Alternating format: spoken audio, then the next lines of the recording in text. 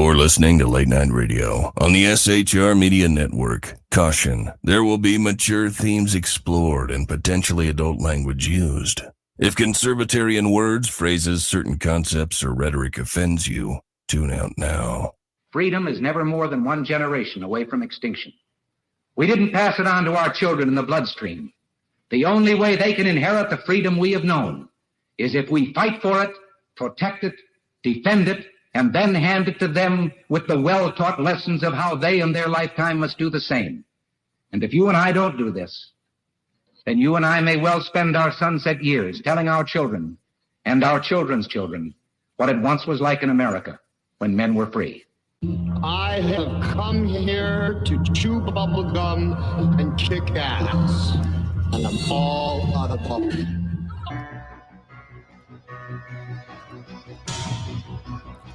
Ladies and gentlemen, boys and girls, children of all ages, welcome. Kind of an unusual show tonight. There's good news, there's bad news, there's kind of some shocking news, and there's news where maybe you won't be shocked. I was pseudo-shocked, I suppose. This, by the way, will be my only show for this week because Thursday night, something is happening, and it's Mrs. BZ's birthday on Thursday. So we're going to be celebrating. She will be 39. I, however, am just a hair older than she is. At a beautimous 39, I should add, because clearly.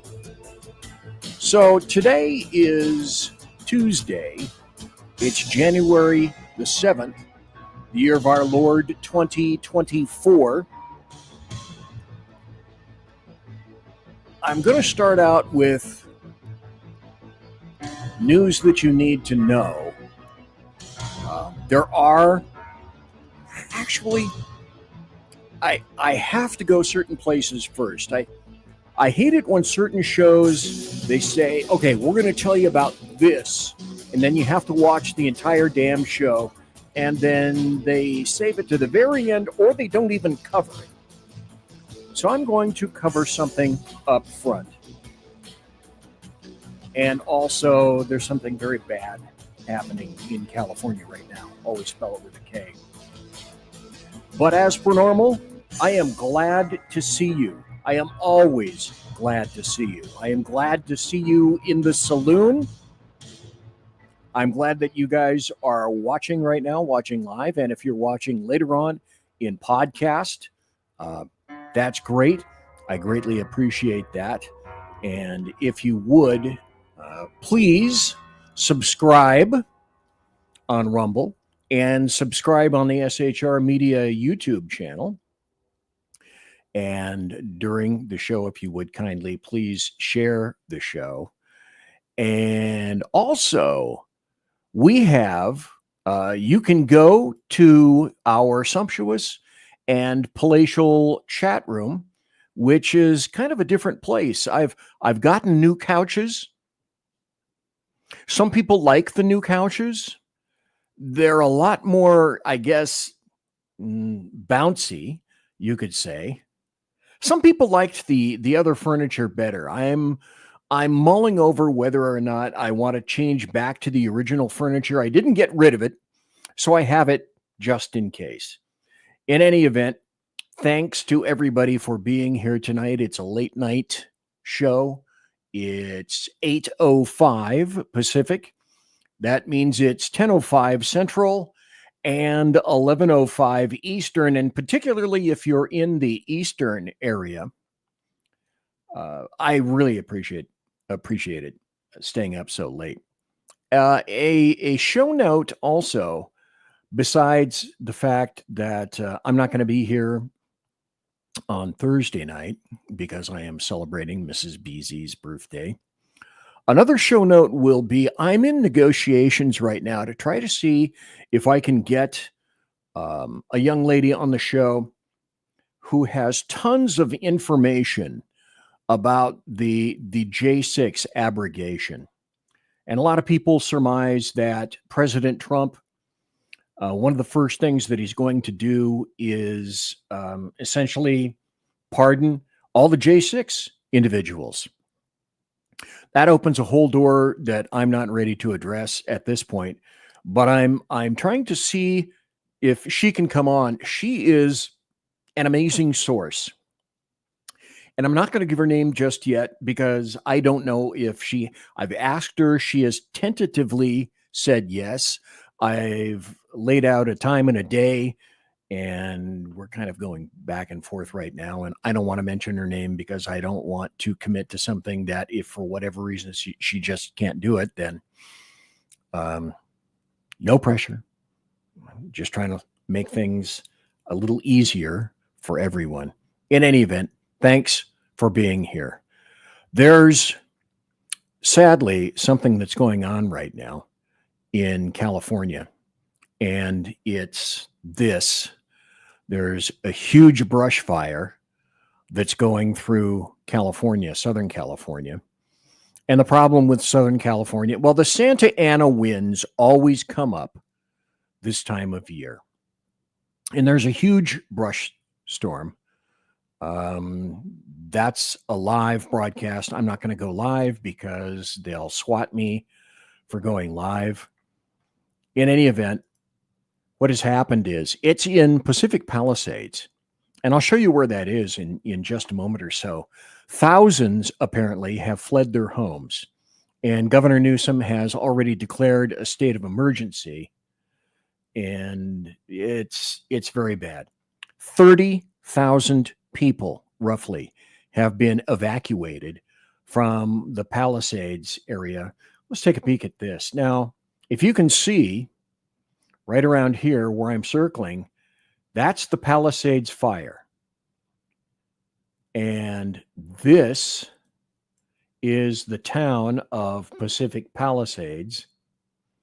And as you might expect, up around here, rather mountainous, lots of weeds, very dry, high winds. But to give you some perspective as to where this is, there's Los Angeles, Thousand Oaks, Malibu down here, Santa Monica, Marina del Rey, Torrance, Carson, Gardena, etc. Los Angeles, almost directly east of this. So the Palisades fire is right up here. Apparently, it has gone from this area and has either threatened or is going through the Getty Villa right now. And if you look at this, you can see, this really looks familiar. Number one, you can see what a great view this has of the Pacific Ocean. And number two, if you're familiar with the Getty Villa, you'll remember and you'll recognize having seen it in any number of TV shows and movies. So Pacific Palisades, right up here. Let me back out a little bit. The fire, and apparently it is traveling this way, south, and then a little bit southwest. So a very bad fire right now.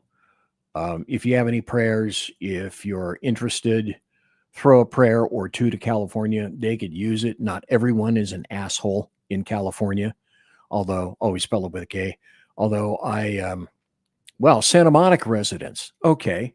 I'm just looking at the news right now. Santa Monica residents have been given an evacuation order. That's rather amazing. Let's back out here. This is Santa Monica. This is the Santa Monica Pier. Now, if you remember O.J. Simpson, this is Brentwood right up here, Westwood, West LA, Century City, big film area right here. But if they're considering evacuating Santa Monica, then this thing has started right up here and appears to be going almost due south and then splitting, going off to the Getty Museum and then moving further and threatening the actual town of Santa Monica itself directly on the ocean. So there's the Getty up here. Palisades Fire apparently expanding east and going down south and threatening Santa Monica. Well, it'd actually be nice if I put this up here. I'm gesturing only to myself. So let me go over that again. Palisades Fire up here. Getty Museum right up here. Brentwood, which is where O.J. Simpson lived at one point, right over here. Santa Monica, the town of Santa Monica and the city of Santa Monica, right here. Santa Monica is being evacuated. It's burned over 2,900 acres, and it's continuing, stoked by fires that are about 50 to 60 to 70 miles an hour or so. They think that tomorrow they may go up to about 80 miles an hour. And this is a bad deal. Santa Monica, only been there once. Very pretty little area. It's no surprise or shock that a lot of people who have a lot of money here have great places on the coast. And the fire apparently is threatening all of those folks. And to also include, if I'm not mistaken, just before I got on the air, James Woods, the actor James Woods, was saying that, well, he showed some video on X, which indicated that it's right on his patio in the back. And if he hasn't lost his house already, I wouldn't be surprised if he's in the process of losing it. So that's fairly amazing.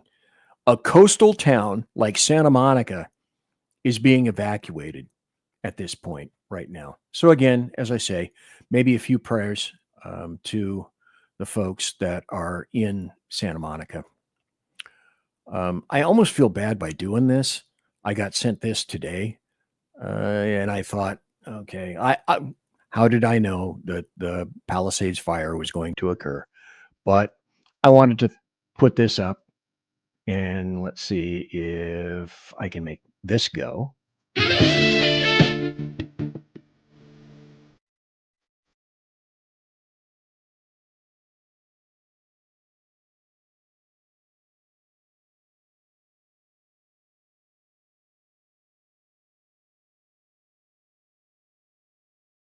That dude gets so loud.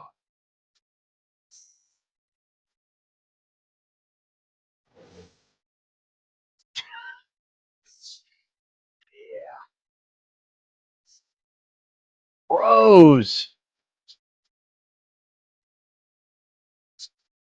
Another bro. Another bro. We'll be talking about the bro in the red very shortly. And of course, this guy, that guy, thems, and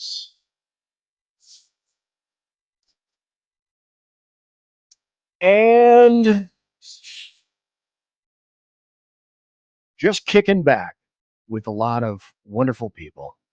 And as I showed at the beginning of the show, such schadenfreude that this poor lady had to certify Donald John Trump, the guy with the dead orange cat on his head, or OMB, Orange Man Bad. So very, very sad. There she is looking sad. There's Johnson looking not quite so sad. So we'll continue. I have a ton of things to get to, and I hope I have the ability to get to them all night. And that means if I don't run any breaks or anything like that, then I'll leave it to all the adults in the room to go to the electric winkle chamber on your own. And if you need to leave the room, you don't need to raise your hand or anything. Nothing like that. I came across this. This is one of the finest speeches that I've heard from about leftist policies. And it's parents like this on the East Coast were investigated by the FBI. Well, let's hear what they have to say in this gentleman. It's Mike Fody, and I'm from Buckingham Township, and I honestly Jake. don't know what country I'm living in anymore. You made the statement, of course, you've heard it so many times tonight, people violate the laws anytime they want. And you said it so cavalierly, so arrogantly. Of course, Mr. Harvey voted with you. Can you look at me, please? You disrespected the other voters. Thank you. A little bit of respect. You know, I agree. You don't get punished anymore. That's where the country is because of the losing liberal left policies. One state steal less than $900. It's okay. I go to Home Depot the other day to buy a tool. It's locked up. I asked the guy why. Oh, they come in shopping carts. They load it up, and we can't stop them. We're not allowed to do anything. They're the garbage policies you people endorse. Okay? Oh, but you know what? If you're a conservative Christian grandmother and pray outside an abortion clinic, you get 10 years under the FACE Act. That's a fact. That is Yeah. true. That occurred. Fair, isn't it? So let me tell you something.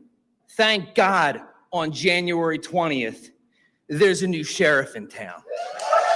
Amen. I know this pains you losing liberals, but you're going to have to get some TDS training. It's called Trump derangement syndrome. Because there's not going to be any more DEI. There's no more men and women's sports. There's no more men and women's locker rooms. Can you imagine your junior high daughter, self-conscious about her body, and she has to change or take a shower next to a naked man? These are the sick policies you people endorse. So that's gone. There's not going to Okay, this is where I stop it. Because you have to remember the fight continues. Don't automatically assume that that fight isn't going to have to be fought time and time again. You know, it's no great news that I'm in North Idaho. And even in North Idaho, when you would think that a free state, and predominantly it is a free state, that you still have to fight, we have to fight these very same policies here because this crap is endemic.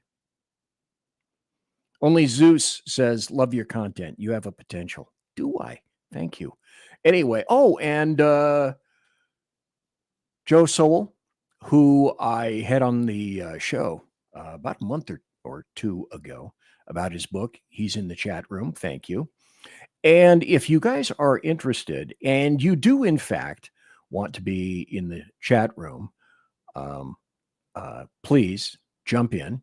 You can see that we have a chat room on Rumble, and we have a chat room on the SHR Media YouTube channel. I'm looking at KTTV in Los Angeles right now, and they're beginning mass evacuations. There are cars on fire. People have left their cars in the Palisades area, in the Palisades fire, and just left them where they are. And they're fleeing, and there are mandatory evacuations. Not a suggestion, not a hint. These are mandatory evacuations there. Now, as I indicated, I was going to tell you a story. I'm not going to make you wait for it because I think that's kind of a crappy thing to do. Now, I understand that the gig about things are a teaser, and you want to make sure that people listen and watch, that kind of a thing. But I'm just going to show you this up front. Forearmed is forewarned, and given information, as much information as possible. See, the deal is on this show, I'm just going to assume that you're an adult, and caveat emptor deals with actual adults. I'm going to assume that you're an adult or you wouldn't be here. I will give information to you, and it's up to you to decide whether you believe it or not. But that's the beautiful thing about the First Amendment, because when you have speech that's censored, what actually should be happening is if there's speech you don't care for, there should be more speech. And I'm a huge advocate of that. I come from the time in the 60s, and I'm getting off course because I get to, it's my show. There was a time in the 60s, 67, the Summer of Love, 1968, when people struck in California, all the little hippies and whatnot, and they were all about free speech. And today, free speech from the left can go to hell. Well, all the hippies and the people that were huge advocates of free speech, including at one time the ACLU, as far as they're concerned, free speech can, in fact, go to hell. Things are coming around. That's part of the aspect that you're going to be hearing in Happy Stories. Thousands of homes threatened in Los Angeles. Winds expected to get worse amid raging wildfire. This is a very bad thing. So throughout the rest of the show, I'll be monitoring that. And again, thanks to everybody who is here listening and watching tonight. I greatly appreciate it. This is the thing that you need to know. I discovered this article a while ago, and true then, true now. The truth about how airplanes are maintained. So let's just cut to the chase. Oh, you son of a gun. Anyway, let me see if I can get to the Vanity Fair article. Or you know what? I'll just hold off on this for a while until I come back to it. There's also something else that you need to know about. And Kash Patel. There's a reason that folks want him for the FBI director and other individuals for CIA. I'm going to play this for you in just a moment. And you'll discover that there is a reason that everything needs to change. Matt Waltz in the Trump administration is recommended for National Security Advisor. Tulsi Gabbard is nominated or will be nominated as the DNI, which is the Director of National Intelligence. The DNI essentially is in charge of everything in terms of intelligence and answers directly to the president. In charge of such things as the rest of the 17 intelligence agencies, NSA, CIA, all of that. John Ratcliffe as CIA director, Kash Patel as FBI director, Pete Hegseth as Secretary of Defense. Now, with all of that known, let's listen to Kash Patel talk about Gina Haspel and how the CIA decided that they're going to act. This is one of the reasons that you're getting Kash Patel. This was manufactured. Here we go. So I already told you what we did when we briefed Trump on the originations and what he did based on the intel we had at the time. Then enter Fauci and the media. The originations of Wuhan 19, to be specific. No. The Chinese would never do this. It's not about, no, it didn't come from them. Then the wet bat thing came out and some other goofy whatever. Right. Okay, what did we just learn 6 weeks ago? Gina Haspel, as director of the CIA under Trump, authorized 6 case officers and intelligence analysts to be paid off so that they would change their assessment on COVID originations. Correct. That's not a Kash Patel thing. That's CIA. That's a CIA yeah. institutional decision to spend taxpayer dollars to lie to the world where COVID came from because it fit the narrative that Fauci and the media wanted out there, along with Gina Haspel, because she didn't want Donald Trump to get the credit for reading the intel right and making the hard right decision. But what happens is we're 2 years down the road from that, 3, and that story has been written. You know, that iron has been cast. So half the public is like, what are you guys talking about? That's a right-wing conspiracy. And this is why it's so important to keep drilling at that work, because many more of these instances of conduct will come to light if brave whistleblowers, congressional oversight. That's given me a lot of hope. Things are going to change. And leftists, Democrats, globalists, etc., don't want to see any of that change. That's one of the reasons there's going to be such big, huge pushback come nomination time, come approval time. Here's another story. U.S. intelligence is dangerously compromised. And this is from CIA and FBI whistleblowers. If you are a whistleblower, I worked for the FBI. It has a culture all to its own. New CIA whistleblower alleges agency used monetary incentives to undermine search for COVID origins, echoing allegations by FBI whistleblowers last May. Here is another story which is cementing that information that you need to know. And that's the information is there for you to see if you but look for it. There's this weird thing called the internet. And even if the fat boy right here can find things, because I am the original techno-Luddite, guaranteed you can find things, and the American media maggots can find things if they but have just a semblance of curiosity about them. But they're not particularly interested in that at this point. Now let's go over to this because, again, like most of my shows, they are crafted in such a way that I'm going places. I like to take a journey during the show and illustrate from the beginning to the end. I try to weave a little bit of a story.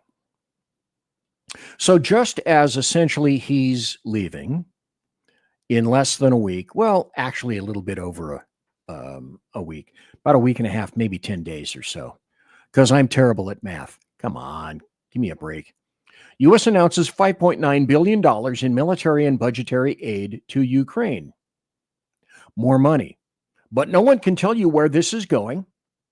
The U.S. sends $2.5 billion in security assistance, $3.4 in the budget aid. And of course, they're doing this before Trump takes effect and steps into the office itself. But here's what we have done to the military. We have, this will be great, I assume, for the defense manufacturers who have we've sent all of this equipment and all of the weaponry, etc., over to Ukraine. And it's surmised that it will take about 18 years to build a sufficient amount of arms back to replace the weapons that are going to Ukraine. That's completely absent if we were to encounter some kind of another Cold War, hot war, and that's coming up when I'm going to tell you about China as well. Because if you don't believe it, you need to open your eyes. China is gearing up. And in my humble opinion, China is gearing up for Taiwan. And all the indicators are on the screen. I'll leave you with this in this section, then we'll come back and I'll tell you a little bit more about the aircraft and where your commercial aircraft happen to be maintained. Now I'm looking at the news. Palisades fire rapidly expanding into Los Angeles. Now it's moving into the populated areas from Santa Monica. Anyway, I'll be back. I'm going to have to take a break myself, if you get my meaning, if you catch my drift. And we'll be back. It's time for you guys. If you're having an adult beverage, please take this time to hit the electric winkle chamber and also perhaps garner yourself another beverage as well. I'll be back. Conservative media done right. You're listening to the SHR Media Network. Come listen to BZ's Berserk Bobcat Saloon radio show. Live on select and exclusive Tuesday and Thursday nights at 11 p.m. Eastern, 10 p.m. Central, and 8 p.m. Pacific on the SHR Media Rumble channel, SHR Media YouTube channel, X, Twitch, Spreaker, and wherever great conservative podcasts are found.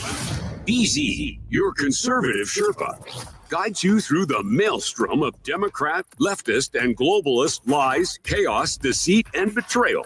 Raised as a free-range child with dirt, stains, mud, and freedom, BZ broadcasts from North Idaho, comfortably surrounded by actual normal people. Jump into our plush, sumptuous, palatial, and resplendent chat room on rumble.com. Click on live chat to join. Now, with 37% more umbrage and 19% more bulbosity than previous shows, featuring delicious Liberty additives for the best in late-night Conservatarian talk radio. BZ reminds you that with great beard comes great responsibility. No chinchillas were harmed, embarrassed, fat-shamed, or the focus of any sarcasm whatsoever in the making of this ad. Hello, I'm Matt, a student at Hillsdale College. Here's Hillsdale President Larry Arnn on the continuing relevance of the Constitution. Many argue today that the Constitution is outdated because it addresses problems peculiar to the 18th century. Some parts of the Constitution do read rather quaintly. Consider the injunction against titles of nobility in Article 1, Section 9 of the Constitution. But is that so outdated? The purpose of the injunction is to prevent the government granting special privileges to some for partisan reasons. This strikes at the heart of the rule of law. The crony capitalism so common today is a place where the government bestows favors and tax dollars on some businesses to give them a leg up over others.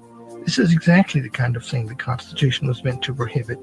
The Constitution is not so outdated after all. This Constitution Minute was brought to you by Hillsdale College. To join the national conversation on the Constitution, go to constitutionminute.com. Hey fellas, are you mission ready? Coming in November to SHR Media. By way of Big E Jackson, you need to check out Mission Ready Men. It's a show that equips you to navigate our society's challenges from a biblical perspective with courage and conviction. Tune into Mission Ready Men as we examine our culture through the prism of biblical truths, teachings, and how to apply them in our daily lives. Prepare to step up, stand out, and step into your role as a man, as ordained by God.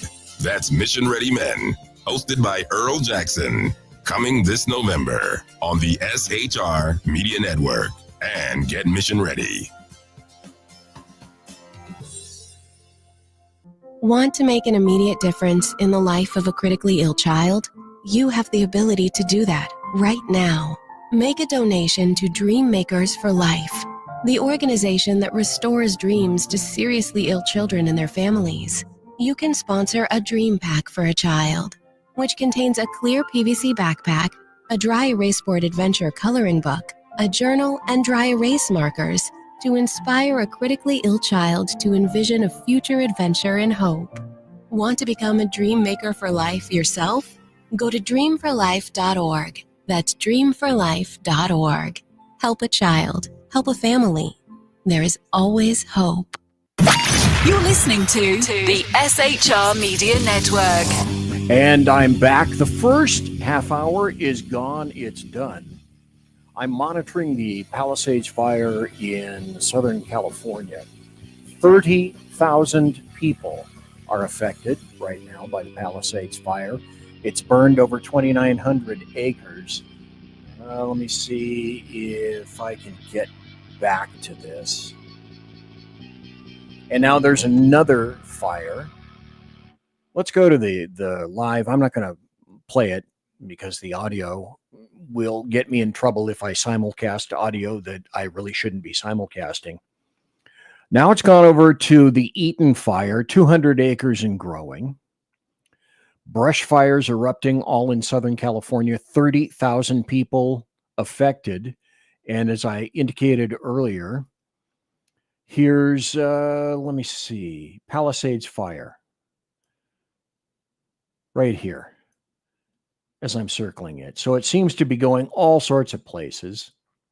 The Summit, Topanga State Park, and then it went down to, let me see if I can find it. It went down to the Getty Museum. And now the town of Pacific Palisades itself is right here. And then it is also threatening. Let me back up here. Here's the Getty Villa right here. And that's what it looks like. That is burning or has burned. And here is, let's move it here a little bit. And here's the town of Santa Monica. This is being affected. Now they're evacuating Santa Monica State Beach. Beautiful area down here. Very nice. And the fire is apparently going south and then burning everything that it can and heading to and into Santa Monica. So I will continue to be monitoring that during the show. Again, thanks to everybody for being here tonight. I see that we have 28 people watching live right now. That's just in, I think that's just in YouTube right now. Unleashed Jeremy Hansen is in chat. Thank you for being here in chat tonight. I grandly appreciate it. Now, I told you that I would find out more information, let's see, about this story about where commercial aircraft in the United States are serviced.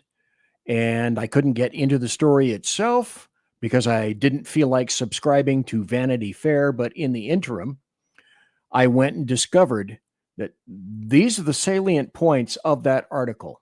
And this is a direct quote from that article. You just need to be aware. Be aware of all your surroundings, be it in code, whether you're in code yellow or code orange.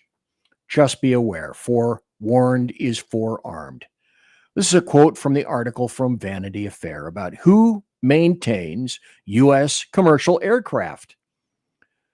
The mechanics who take the planes apart completely and put them back together, or almost, may not even be able to read or speak English. U.S. Airways and Southwest fly planes to a maintenance facility in El Salvador. Delta sends planes to Mexico. United uses a shop in China. American Airlines still does much of its most intensive maintenance in-house in the U.S., but that is likely to change in the aftermath of the company's merger with U.S. Airways. I'm asking, just be aware of these things. And we had a little tete-a-tete about what happened with the CIA. I illustrated that story for you.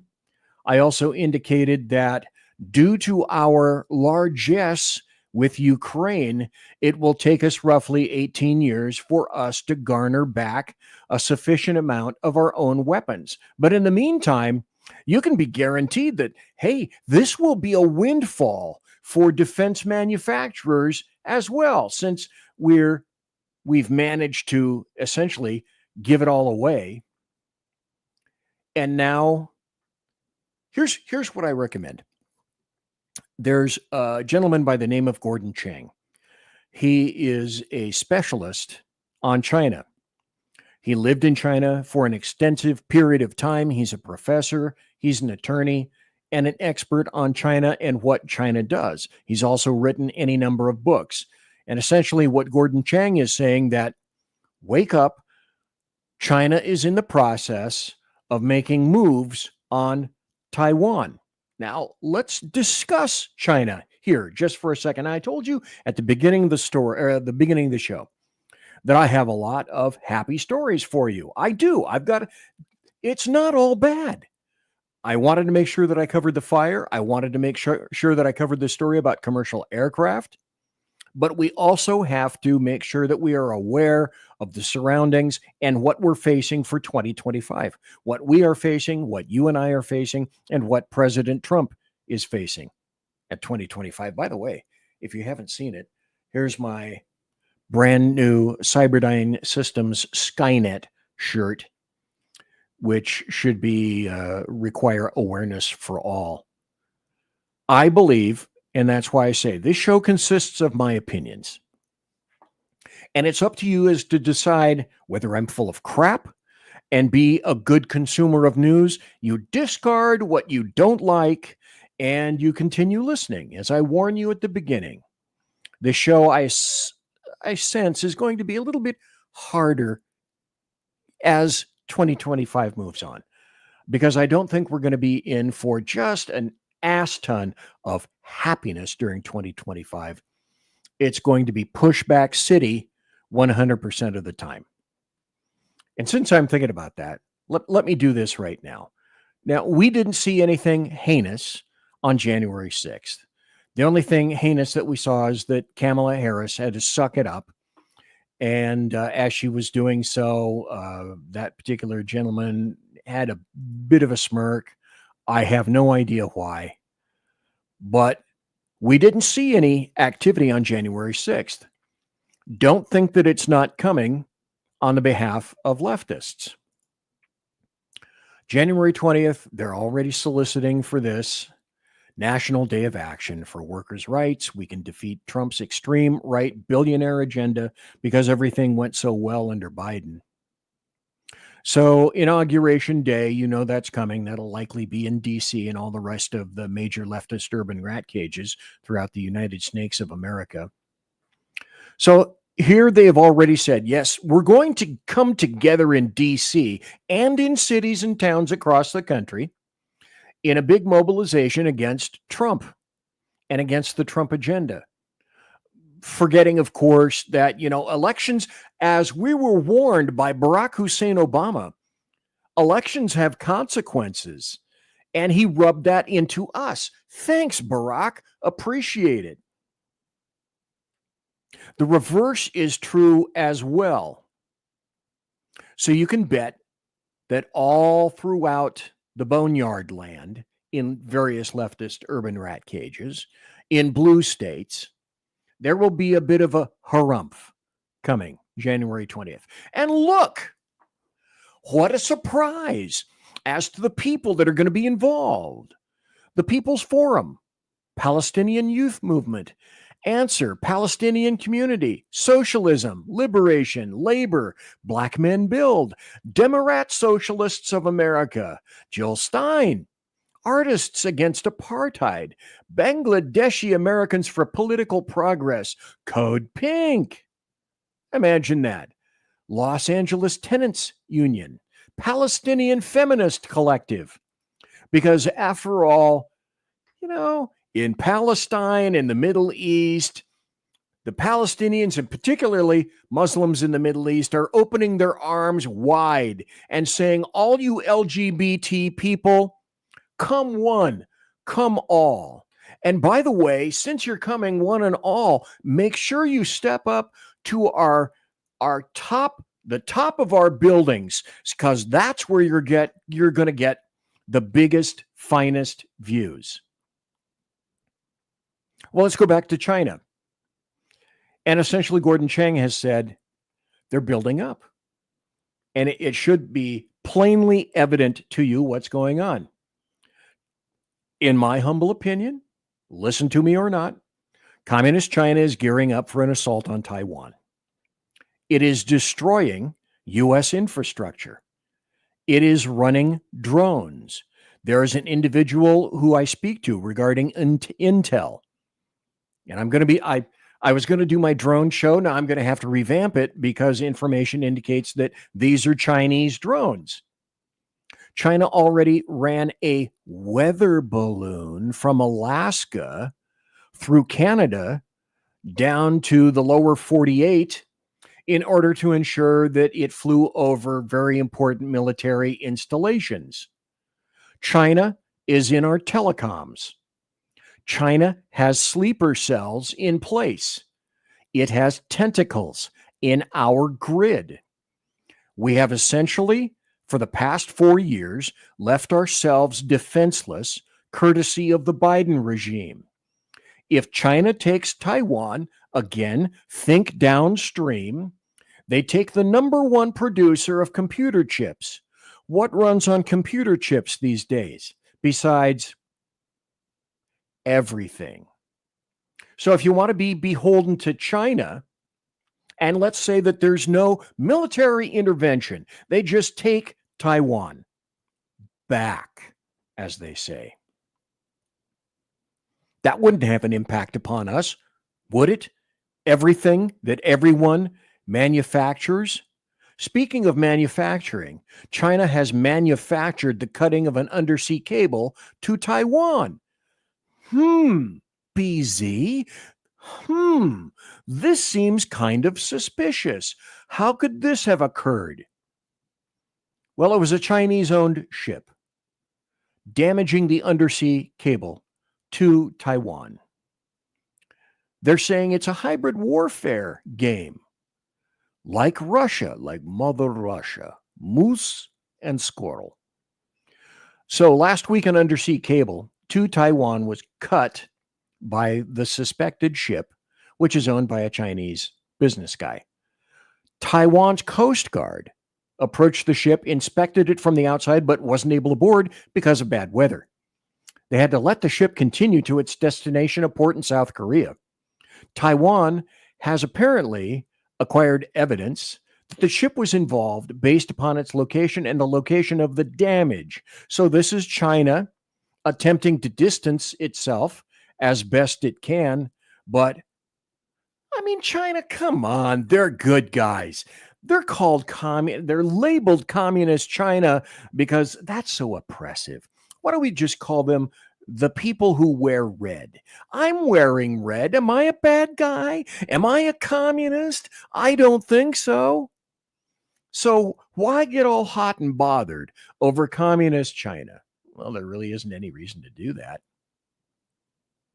Well, it's not like they had this free idea first, because if you recall, late in December, 3 underwater... wait, are you trying to say, BZ, that China didn't have an original thought in its head? How sad. How very sad. Here's an article, 3 underwater cables severed between Finland and Estonia, and a Russian Shadow Fleet tanker was detained. So these cables running along the seabed of the Gulf of Finland and connecting Finland with Estonia have been damaged. Well, that might be a Russian actor involved in that. My guess would be not necessarily the Chinese, but hey, it's a nice idea. And China decided that they were going to adopt it. And of course, China has said, we had nothing to do with that. Absolutely nothing. Now, do I have any information, any further information about China? Here's something odd.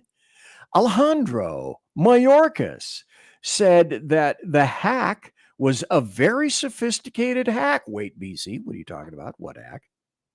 A sweeping Chinese hack of U.S. telecoms is still going on. The Homeland Security Mayorkas dude has said.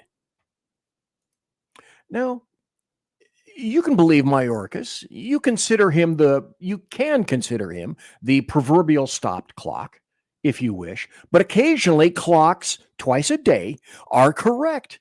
Every once in a while, I surmise that Mayorkas may be telling the truth every once in a while. But again, as a consumer of news, as an adult, as you watch my show and listen, caveat emptor, don't be stupid. Vet things. There's something called the internet, and look for yourself. That's what the lack of censorship does. It allows you to go forth and look and find things. I can tell you another thing for a fact. Now, it's not just, for example, China that happens to be in our telecoms. I try to be an equal information provider as best I can. And some of that information indicates, as I have very good information, that the NSA has been inside our telecoms for decades. There is a reason that the NSA decided to leave essentially Fort Detrick, Maryland, and expand into a western state to build an entire multi-hundreds of thousand square foot building with all the latest cray confusers possible, massive server farms because, as the people who believe in Q say, they have it all. Well, first, I should tell you, Q is bullshit. Q doesn't have it all. If they would have saved numerous lives, numerous deaths, numerous amounts of contretemps, hate, and discontent. And Q is full of crap. No one has it all, except the NSA. Which is why when you hear someone, like the FBI, about the bomber say, we don't know anything about that. That's how you know they're lying. Their lips are moving predominantly. And this is not a day to scourge the FBI. They're doing it quite sufficiently by themselves. Let's continue looking at China and why it is that I'm getting indications and believe that China is getting set up. Because the Chinese aren't stupid. Say what you will about Xi Jinping, but they're rather intelligent creatures, and they plan ahead, and they think globally, and they move globally. Here's an article. Sleeper cells likely within our energy grid, as I said, warns Senator King.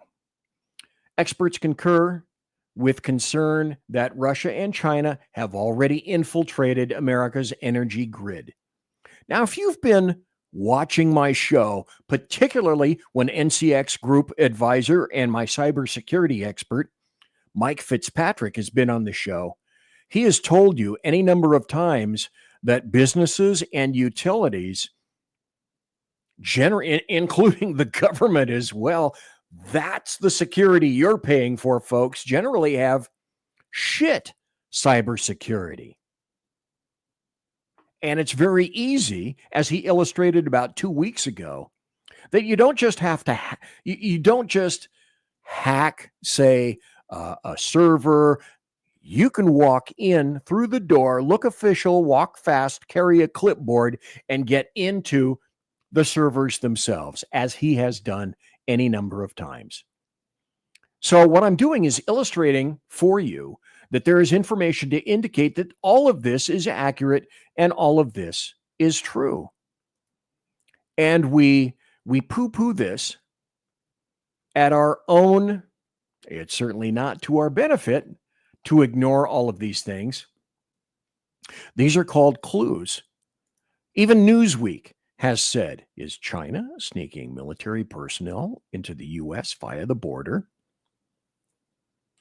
That's Newsweek actually showing some curiosity. How bizarre. Now, what do we know about Chinese? There have been Chinese, what I call whams, coming across the border from the south. My guess would be they're certainly coming across the border from the north as well. There was a time when Canada opened its arms and said, Chinese investors and Chinese themselves, come on into Canada. With this very important caveat, you have to bring with you a minimum of $10,000 or you're not going to get into Canada.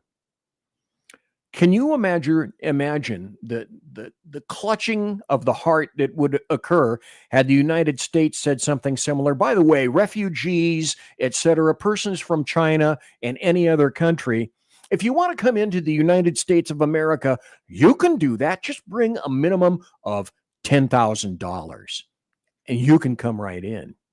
Oh, and bring some merit. We like meritocracy as well. Bring some education. But instead, apparently, China is bringing whams. China is bringing war-age males, as are any number of persons through our non-existent border. The fence of which the Biden regime decided that they were going to give away and sell off. And they've been doing their level best to make sure that they shit in the Trump punch bowl as much as possible.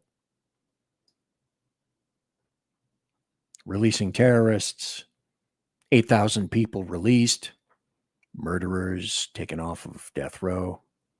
Those are great ideas. Great ideas. Why didn't I think of that? So then, this is continuing indicating that it seems that China has machinations on doing something not necessarily really kind to the United States. Here's another story. I can't possibly understand the motivation for this. Map shows Chinese-owned farmland next to 19 U.S. military bases in an alarming threat to the national security. U.S. national security, so say experts. This is from MSN. Well, let's look at this. Here's what they're pointing to. The red are the farms. There are the bases that are clearly delineated. Isn't that weird that all those farms, and come on, folks, don't be stupid. Take off your tinfoil hat. That's mere coinkydink that all this is occurring right now, simultaneously. Wright-Patterson, Maine, Missouri, Whiteman, Dugway Proving Ground. If you want to gas sheep, you can get some of the finest gas for sheep at Dugway, which also is considered to be today's Area 52 because so many people are watching Area 51 right now. But don't worry your pretty little heads that China is having any designs on the United States. Obviously, they're certainly not. There's no evidence to indicate that. Wake up. God, you guys, talk about conspiracy theorists. Just get that out of your head. What about this, BZ? Anyone remember back in 2023, kind of midpoint last year, a secret medical lab in California was found to be packed with bad pathogens, kept in this warehouse under egregious circumstances and conditions, which happened to be owned by a Chinese medical company registered in Nevada, run by a Chinese guy. And the only reason it was discovered is because a Fresno County individual was looking and doing checks, her job, I believe, over health and licensing, and came across this place. This is from USA Today. Fairly shocking. Secret medical lab in California stored bioengineered mice laden with COVID. Well, that was in Reedley, and it was unlicensed, and it was run by China. They never had a business license. The city was completely unaware that they were in this building operating under the cover of night. So that was Fresno County Public Health. And they launched an investigation into it after a code enforcement officer for Fresno County saw a garden hose attached to a building that was thought to be vacant. And they had no business license. What they discovered is that there was COVID-19 contained within. I don't know if they're going to cover it here, but there was Ebola in there. There was Marburg. The CDC said they detected at least 20 infectious agents. But come on, BZ, get real. Nothing like that indicates that it has anything to do with China. Now, let me give you a bit of an illustration. Oh, shoot, it's the top of the hour. I'm going to have to take the top of the hour break, but that's okay. Because when I come back, I have a very interesting little tete-a-tete to play for you with Pete Hegseth, who is up for SecDef, and as opposed to Lloyd Austin, who's a piece of trash, and Mark Milley, who was a treasonous piece of trash. And I guess you could put Lloyd Austin in that too, because Lloyd Austin was Milley's boss. Let's hear from Pete Hegseth when we come back. In the meantime, I'm BZ. You're in the Saloon. Thanks for being here. Conservative media done right. You're listening to the SHR Media Network. Hey, it's Sean from the Edge of Liberty. Join me right here on the SHR Media Network every Monday and Friday, 12 on the Pacific, 3 on the East Coast. On this show, we'll discuss news, politics, the government, how cranky we are about the government, and more. If you want to hear hard talk, good interviews, sarcasm, bad jokes, and oh God, that really is me in a nutshell. Either way, check me out right here on the Edge of Liberty every Monday and Friday, 12 Pacific, 3 on the East, on the SHR Media Network.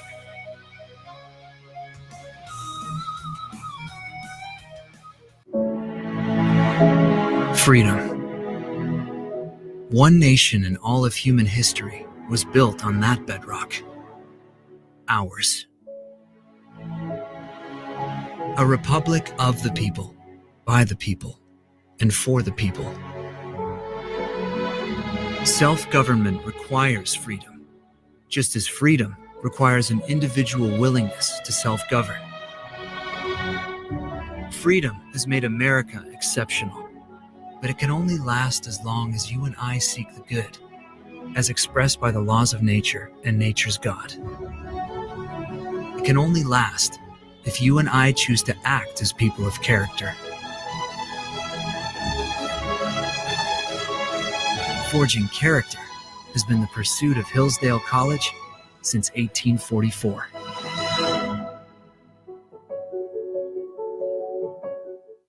Are you looking for a way to boldly express your faith and love for your country? Then check out Seven Armors, the premier apparel company for patriotic men of God, where faith meets freedom in style. Our t-shirts are more than just clothing, they're statements. Bold, stylish, and meaningful. From timeless messages to modern designs, we've got something for every patriotic man of God. Wear your beliefs proudly with Seven Armors gear. Don't miss the chance to wear your faith and freedom on your sleeve. Visit 7armors.com today and join the movement.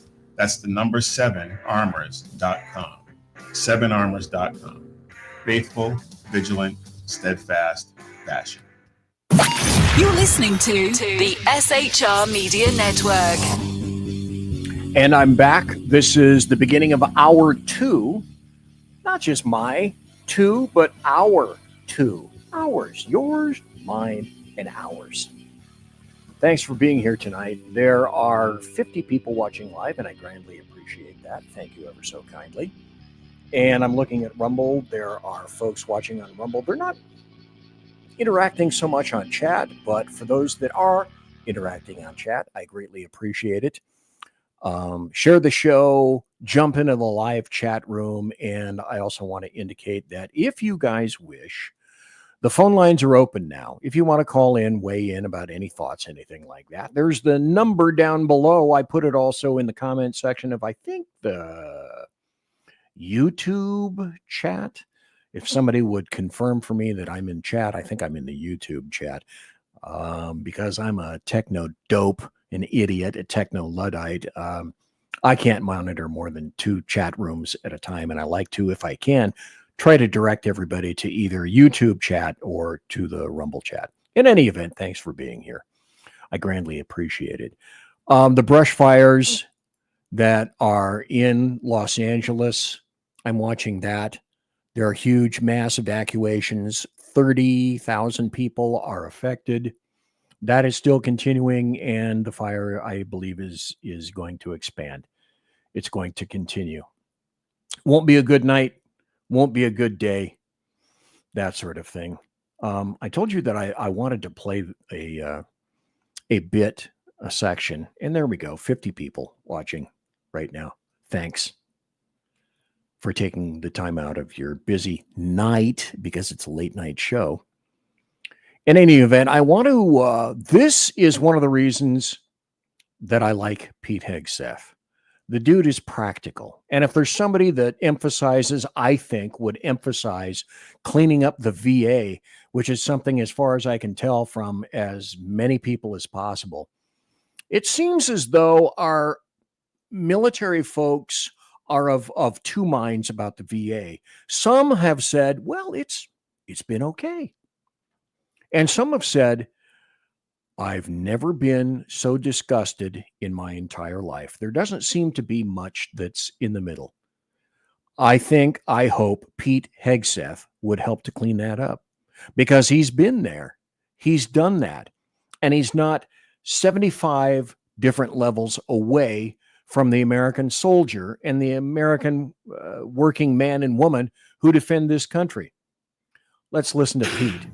The Pentagon is in the book, the exact amount of years, but in the past X number of years, 10, 12, 15, the Pentagon has a perfect record in all of its war games against China. We lose every time inside the Pentagon war games. We know what our real capability. You see, we didn't even get to this part of the war on warriors. I mean, the military-industrial complex, the way we procure weapon systems. We're always, the way our system works, the way our bureaucratic system works, where the speed of weapons procurement works, we're always a decade behind in fighting the last war. Whereas China, we have, what did Rumsfeld say? You go to the war, the army you have. We have the army. China's building an army specifically dedicated to defeating the United States of America. That is their strategic outset. Take hypersonic missiles. So if our whole power projection platform is aircraft carriers and the ability to project power that way strategically around the globe. And yeah, we have a nuclear triad and all of that, but a big part of it. And if, 15 hypersonic missiles can take out our 10 aircraft carriers in the first 20 minutes of a conflict, what does that look like? Yeah. I mean, and if they've already got us by the balls economically, which you pointed out very well, with our grid, culturally, there's plenty of elite capture going on around the globe. I mean, and then microchips and everything. Why do they want Taiwan? They want to corner the market completely on the technological future. We can't even drive our cars without the stuff we need out of China these days. I mean, they have a full spectrum, long-term view of not just regional, but global domination. And we have our heads up our asses. Yeah. That's true. They think 2, 3, 4, 5, 10 steps down the road. Sooner or later, and I believe it's going to be sooner, we're going to come into some kind of a conflagration with China and a host of other nations as well, to include North Korea, Iran, all the various bad actors in the Middle East. You can name them: Russia, China, North Korea, Iran, etc. Speaking of bad actors, I came across this, and I wanted to make everybody happy, to let everybody know that at least if there's one guy that you can count on for amazing perspicacity and verity and veritas, truthfulness, it's Adam Schiff. This guy is packed to the gills, top to bottom, with truthfulness. Historically, peacefully transfer power is a real solemn occasion, I think, for the whole country. But it has another meaning now that we had this terrible, violent attack 4 years ago. For those of us that were there in the Capitol, it's going to be, I think, quite an emotional experience to be back in that environment on that day. I invited Daniel Hodges, one of the Metropolitan Police officers who was being crushed in that revolving door, to remind people of what that day was really like, given all the revisionist history around it. But if the president goes forward with pardoning vast numbers of people involved in that violence, he will begin his new administration the way he ended his last administration, and that is by celebrating violence against our democracy. I think that would be a terrible start, send a terrible message about our democracy, about lawlessness, about people who attacked police officers. It'd be exactly the wrong message and the wrong way to start out an administration. Historic. So that's Adam Schiff. Now, do you remember Adam Schiff? Do you remember Adam said again and again and again and again, I have information and I have evidence, clear evidence, that Donald John Trump, OMB, Orange Man Bad, the guy with the dead orange cat on his head, is in collusion with Russia. I possess the evidence. And then when people said, okay, present it, he had no evidence. There was no evidence to present. And as I've said before, January 6th, okay, if you went through the doors into the Capitol, you were wrong. And it turns out it's a misdemeanor. There are still people on J6 who have been secreted in all around the United States into 80 different facilities, buried so that they cannot be found by their families. And there are those who 4 years later have not even had their court date. So apparently people who read Solzhenitsyn, the Gulag Archipelago, are replicating it as well as they possibly can these days. Yay, you. But in the meantime, in 2020, comparatively speaking to J6, whom some on the left compared it to Pearl Harbor and to 9/11. You assholes have no idea, comparatively speaking, because you have no facts. 25 to 30 people died during 2020 because of the leftist riots. All the rioters were allowed to not wear masks, although they were all gathered together, and you and I had our rights stamped on, lost our businesses, lost our children, lost our schools, lost our families, lost our loved ones, couldn't see them. And yet all the rioters, no problem. Billions of dollars destroyed in personal, commercial, and government property. Thousands of law enforcement officers injured. Move on. Come on. Move on. Nothing to see here. Absolutely nothing. Wow. An hour and 13 minutes, and I still haven't even gotten to the happy stories yet. There are happy stories. I swear it. But first, I think, let's see if I can find it. What we're going to do, where is it? Let's do this. The Bloviating Zeppelins, HeyJackass.com Chicago Death Toll Update. Courtesy of Chicago Mayor Lori Lightfoot. Well, that's an old one because I couldn't find the new one. I didn't have it lined up appropriately. But in any event, go to HeyJackass.com, HeyJackass.com, illustrating Chicago values. Chicago, the city of big shoulders, because, you know, crime is down all across the United States. It's down everywhere except for the places where it's not down. One of those would, oddly enough, be Chicago. So courtesy of HeyJackass.com, and I think it's Brandon Johnson, who is the new mayor in Chicago. So January to date, shot and killed 8, shot and wounded 30, total shot 38, total homicides 10. Week in progress, January 5th through January 11th, shot and killed 1, shot and wounded 7, total shot 8, total homicides 2.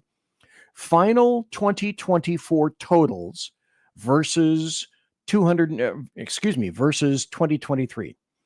Shot and killed 539. That's down 7%. Hey. Shot and wounded only 2,444 people. That's down 2%. Total shot 2,983 people for 2024. That's down 3%. And total homicides, 611 in the loving city of Chicago. That is 6%, down 6%. Hey, Chicago, way to go. Very nice. So essentially what that means is a person is shot every 2 minutes and 57 seconds in Chicago, and a person is murdered every 14 minutes and 23 seconds in Chicago. It's our kind of town. The Bloviating Zeppelins, HeyJackass.com Chicago Death Toll Update. Courtesy of Chicago Mayor Lori Lightfoot. And while we're talking about it, let's do this. I told you we were going to get here. Well, now we're finally here. It's time for happy stories and good times. Here's a happy story. This is from Jonathan Turley, one of the few actual journalists left in America. Anyway, as I said, by the way, folks, as you can see down below, if you're interested in calling the lines of the phone for the phones lines are 916-835-3329, 916-835-3329. Here's a happy story. Jake Tapper and CNN lose major motions in defamation case by Navy veteran. So Navy veteran Zachary Young has a suit against CNN and Jake Tapper. Young has been doing pretty well in court. He won an additional major issue against CNN. In a pair of orders, the jury will be allowed to award punitive damages, and his experts are going to be allowed to be heard by the jury on the damages in the case. It is also found the Navy veteran was not a public figure and thus not subject to the higher standard of proof associated with that status.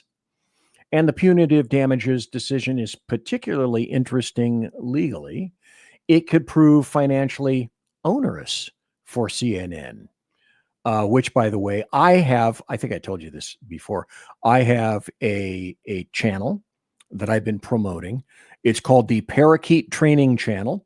And already I have more viewers than CNN and MSNBC combined. So as far as that's concerned, yay me. This may or may not be a happy story. This is from livescience.com. Superfast diamond-laced computer chips are now closer to reality thanks to the quantum breakthrough. So scientists are touting quantum computing, which is supposedly, that is the final break into computers that are almost beyond human ken. So if you're a big believer in AI, then you would want to know that quantum computing is coming down the line. However, quantum computing and AI have their own massive issues by themselves. And that's why I'm saying, you know what, this may or may not be a great story, a happy story. But it's, if you believe in computing, that we're inching closer to true quantum computers, then for you, this would be a good story. Now, here's an interesting story. The ATF is, technically, it's the BATFE. It's called the Bureau of Alcohol, Tobacco, Firearms, and Explosives. Now, a long time ago in a galaxy far, far away, I was the departmental range master for 3,000 plus deputies in a lovely sheriff's department in the state of California, always spell it with a K. And I was in charge of all the things that went bangity boom and boomity bang. I ended up going through an EOD class because I decided that I wanted to get into EOD. And I went to the Redstone Arsenal, whether it's called Redstone anymore, I don't know. But the ATF primarily are in charge. It's put on by the U.S. Army. Very interesting course. If you like shit that blows up, and I certainly did. Lugging around a 95 plus pound suit with your fingers exposed as you manipulate bombs was not something that I thought was a wonderful life extending idea. So I didn't particularly follow up with that. But the training was sure cool as fuck. Anyway, this is a happy story. Lauren Boebert in Colorado introduced legislation to abolish the ATF because they create regulations on their own. I mean, who needs Congress when you have an ATF, right? Now, this is a happy story in terms of I am a huge Second Amendment and First Amendment and Bill of Rights proponent, and I have been so for a long time. And of course, I may be silly, stupid, and I am fattening, but I'm not an idiot, so I know that pretty much this is not going to occur, but it is fun to think about in any event. This is purely 100% illustrative. By the way, I've passed 61 people watching live right now. So to everybody who is watching live at this point, for the old fat guy who is hairy and is wearing his Skynet t-shirt tonight, thank you very much for being here and watching. Now, the Laken-Riley Act passed the House. 48 Democrats decided that they were going to vote for it, and every Republican. So the bill does more than just this. Now, the subheadline says bill would require feds to detain illegal immigrants found guilty of theft-related crimes. Okay. But the thing, well, the bill was named after Laken Riley. She was a nursing student who was killed by an illegal invader, and she was jogging on the U of G University of Georgia campus, and she was killed. So this bill would require federal immigration authorities, ICE, etc., to detain illegal immigrants guilty of theft-related crimes. And it would also, this is also muy cool about this. Maybe a little caliente, but muy cool. It would also allow states to sue the Department of Homeland Security for harm caused to their citizens because of illegal immigration. I thought that was a very good idea. Funny thing is that all the rest of the Democrats were not interested in that. They were not interested in securing the United States border. To me, that bespeaks volumes about the current state of the Democrat Party. And we're going to be talking about that. Would you feature? Could you ever feature? Now, I'm sure that all of us who have been on Facebook for quite some time, we've all been expunged and scourged, and we've had the shirts ripped off of our backs by Facebook, and big branches like Deus Vult, and we've been beaten on the backs like a bad slave by Facebook because we deigned to write things that it turned out were dun dun dun. Wait a minute. I have a producer somewhere. Okay. When I say this, Mr. Producer, if you would play it, okay? And they said things that we were suspended for, right? Mr. Producer, please help me. Thank you. Ever so responsive. Anyway, this is the Trump effect. This is what's happening right now. Here's Mark Zuckerberg, Mr. Billionaire, who has gone and prostrated himself at the feet of Orange Man Bad in Mar-a-Lago.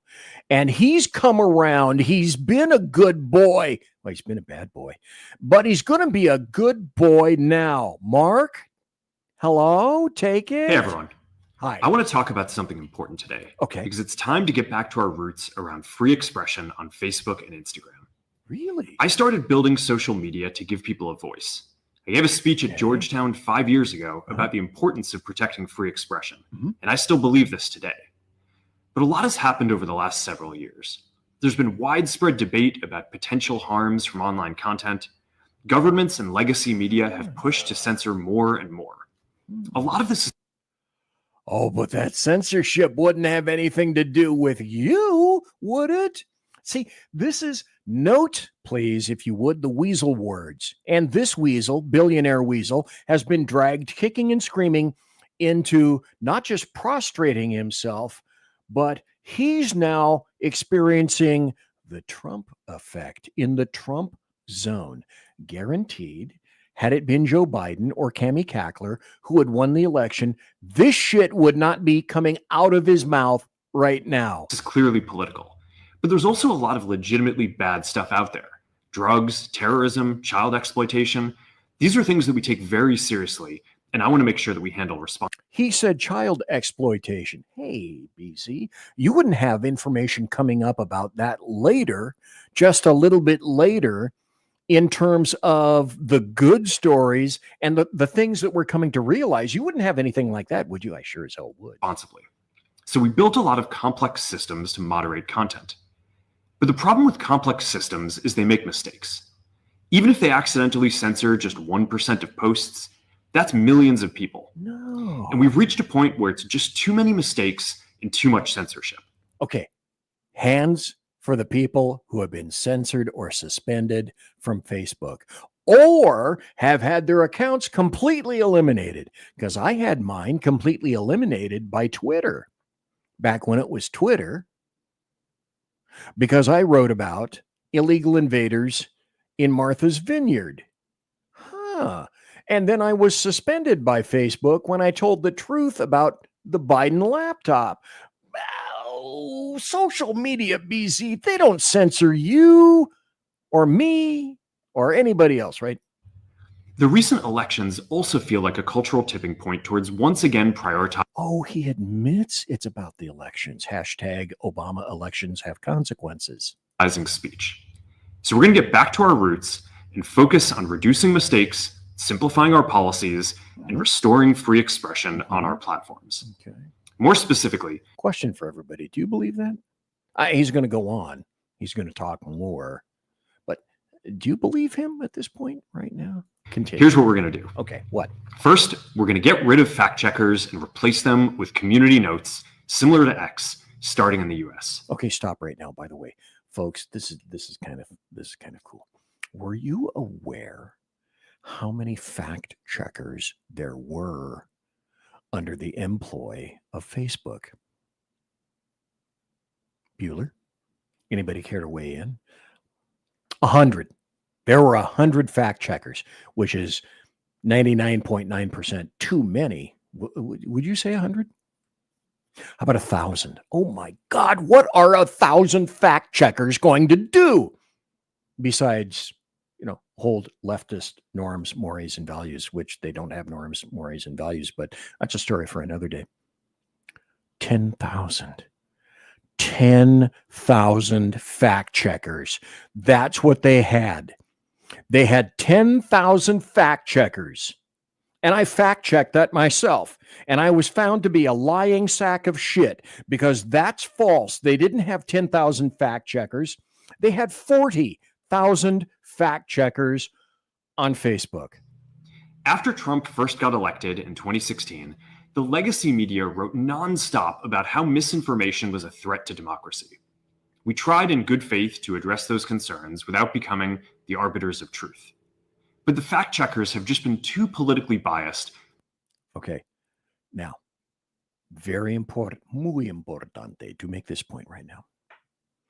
Now, let me kick Zucky to the side just for a second. You guys do know the difference between, now he said misinformation, meaning the essential definition of misinformation is, we made a mistake. Damn it. I'm so sorry. I was wrong about that. But mea culpa, mea culpa, mea mega culpa. That was me. It was on me. I just made a mistake. That wasn't the information that I was looking for. And apparently it wasn't the information that you're looking for. It was just, it's a mistake. It's not a lie. It's misinformation. And then, now that's how he typifies this as misinformation. Then there's disinformation. And disinformation is information that is created out of whole cloth, nothingness, essentially, to purposely and intentionally mislead. So as we listen to the rest of the show, please keep your mind, my mind, in mind, and differentiate between misinformation, or maybe misinformation. Oh, did I get the genders right or wrong? And disinformation. And have destroyed more trust than they've created, especially in the US. So over the next couple of months, we're going to phase in a more comprehensive community notes system. Second, we're going to simplify our content policies and get rid of a bunch of restrictions on topics like immigration and gender that are just out of touch with mainstream discourse. What started as a movement to... Okay, go to Facebook and see if you can write the word tranny. Leave it loose. Maybe you're referring to a car part. Go ahead and see if that works. Be more inclusive. Stop. I have 71 people watching me live. Again, you bastards rock and bastardettes. There could be some females in there too. So thanks for watching. Increasingly been used to shut down opinions and shut out people with different ideas, and it's gone too far. So I want to make sure that people can share their beliefs and experiences on our platforms. Third, we're changing. What? He's gone too far. Where's my button? Give me this. I need this. Why didn't I have that? Mr. Producer, I've asked you to leave this within hands reach. So he said he's going to change. You guys believe that? I sure do. Changing how we enforce our policies to reduce the mistakes that account for the vast majority of censorship on our platforms. We used to have filters that scanned for any policy violation. Now we're going to focus those filters on tackling illegal and high severity violations. And for lower severity violations, we're going to rely on someone reporting an issue before we take action. The problem is that the filters make mistakes and they take down a lot of content that they shouldn't. So by dialing them back, we're going to dramatically reduce the amount of censorship on our platforms. We're also going to tune our content filters to require much higher confidence before taking down content. The reality is that this is a trade-off. It means we're going to catch less bad stuff, but we'll also reduce the number of innocent people's posts and accounts that we accidentally take down. Wait a minute. Are you trying to intimate or hint or suggest that you're willing to give people a little bit of the benefit of the doubt, Zucky? Fourth, we're bringing back civic content. For a while, the community asked to see less politics. When were they interested in Honda? Their cars, a particular brand. Why limit it to just the Civic? Because it was making people stressed. So we stopped recommending these posts. But it feels like we're in a new era now, and we're starting to get feedback that people want to see this content again. So we're going to start phasing this. Wow, Zucky is getting into it. He's becoming really earnest now. Have you noticed? I mean, his eyes are focused directly on you right now. I mean, this guy is serious. That's the Zuckerberg serious look. And boy, I believe him. How about you? Back into Facebook, Instagram, and Threads while working to keep the communities friendly and positive. Fifth, we're going to move our trust and safety and content moderation teams out of California, and our US-based content review is going to be based in Texas. Okay, now I have heard this before, so playing this video is not new to me. I have a question for you guys. What does moving this to Texas, as opposed to being in California, always spelled with a K, what's that difference about?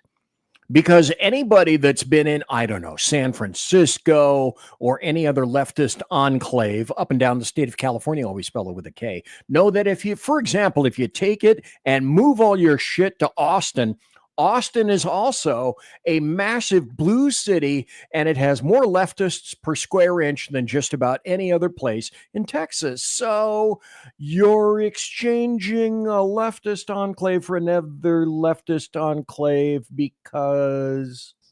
As we work to promote free expression, I think that it will help us build trust to do this work in places where there is less concern about the bias of our teams. Right. How come you haven't told us where you're doing it, Zucky? Finally, we're going to work with President Trump to push back on governments around the world that are going after American companies. There's the reason.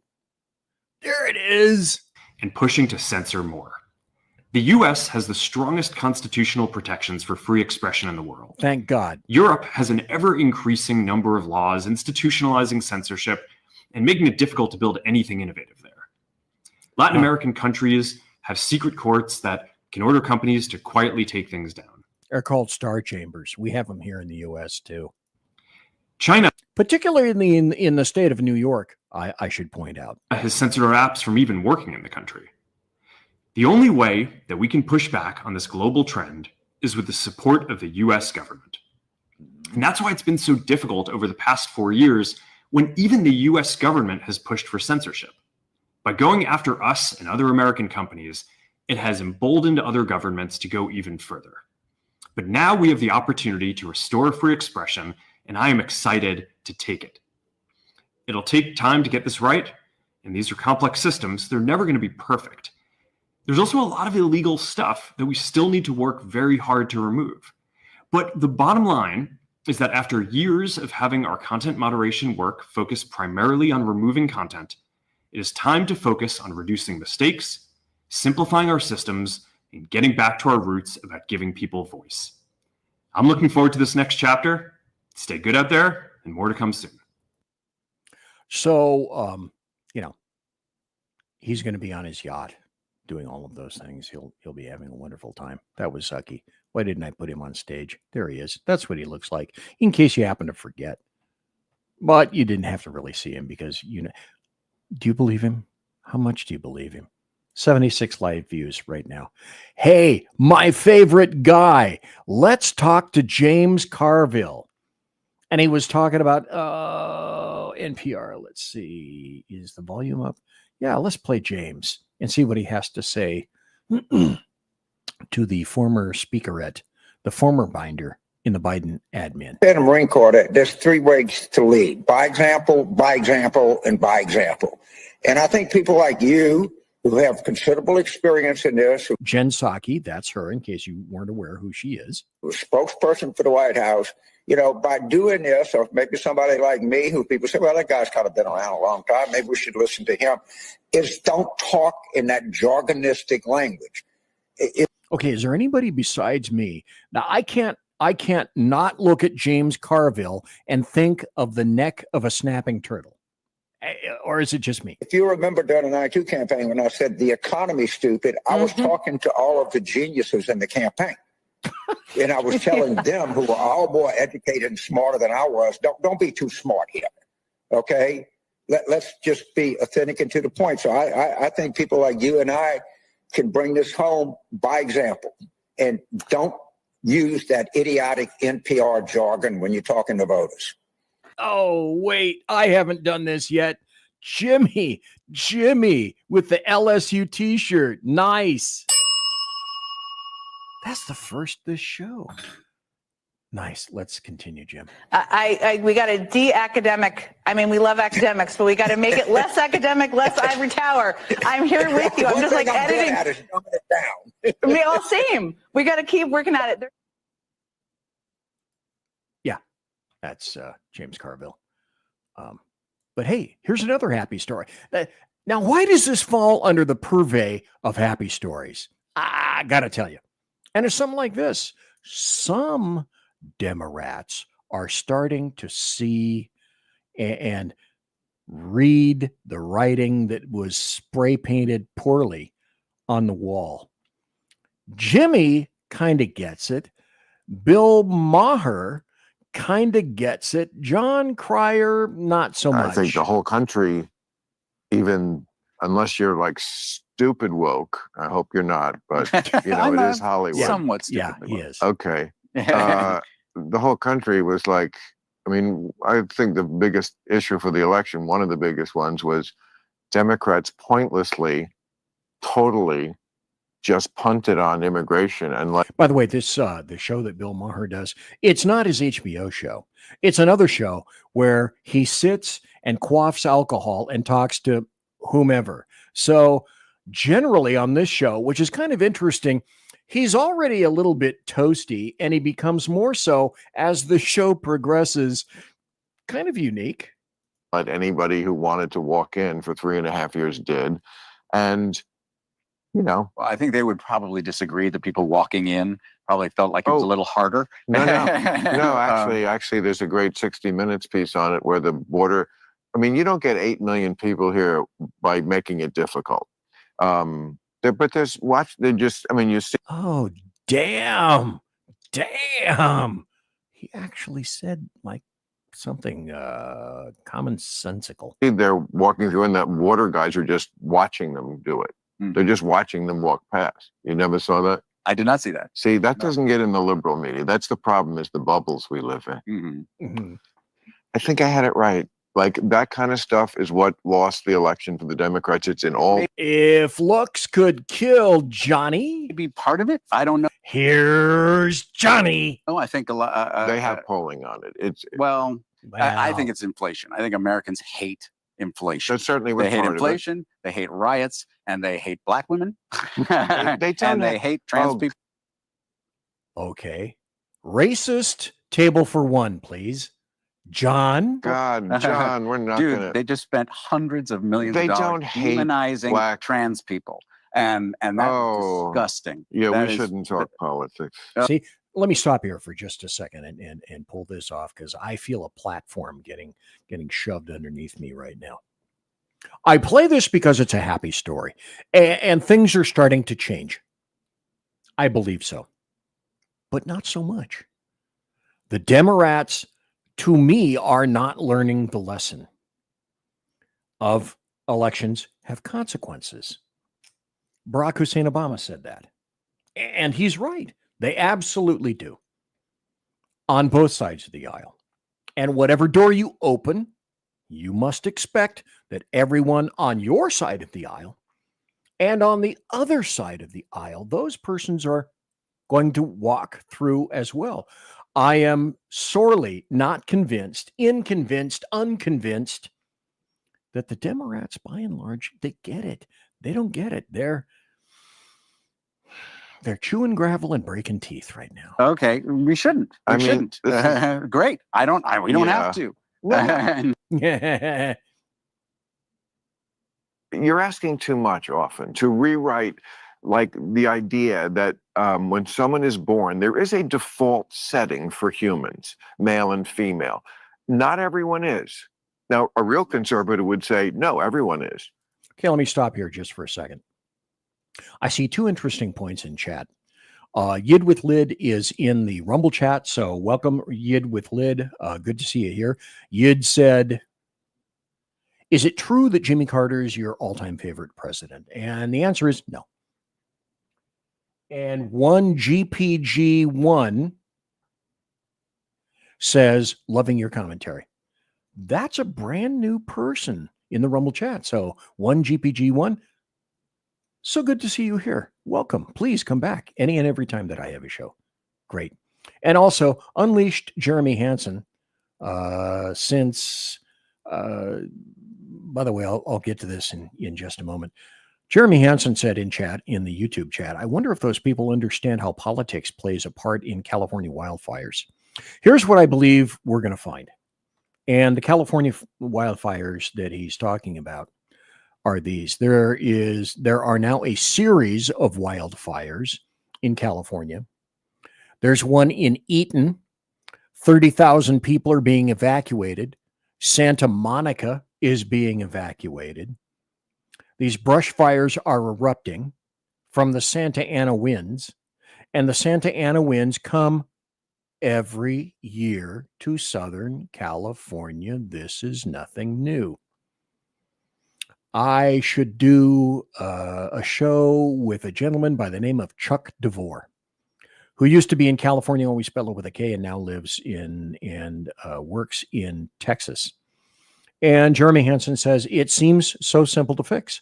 In many ways, it is, but it will take concerted effort and money that California, always spelled it with a K, is uninterested in spending for prevention. There's some. I lived up in the Sierra Nevada mountains for 23 years, 26, 27 years. And I know exactly what it's like to live in a forest environment.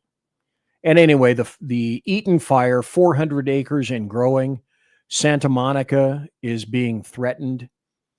Here's the Palisades fire up here. Here's Santa Monica down here. The Santa Monica Pier. Santa Monica there. The Getty Villa, I believe, is gone now. So the fire continues. And thanks to everybody who is watching tonight. I have 82 people now that are watching live. And my continued thanks to you for that. We talked to Zuck.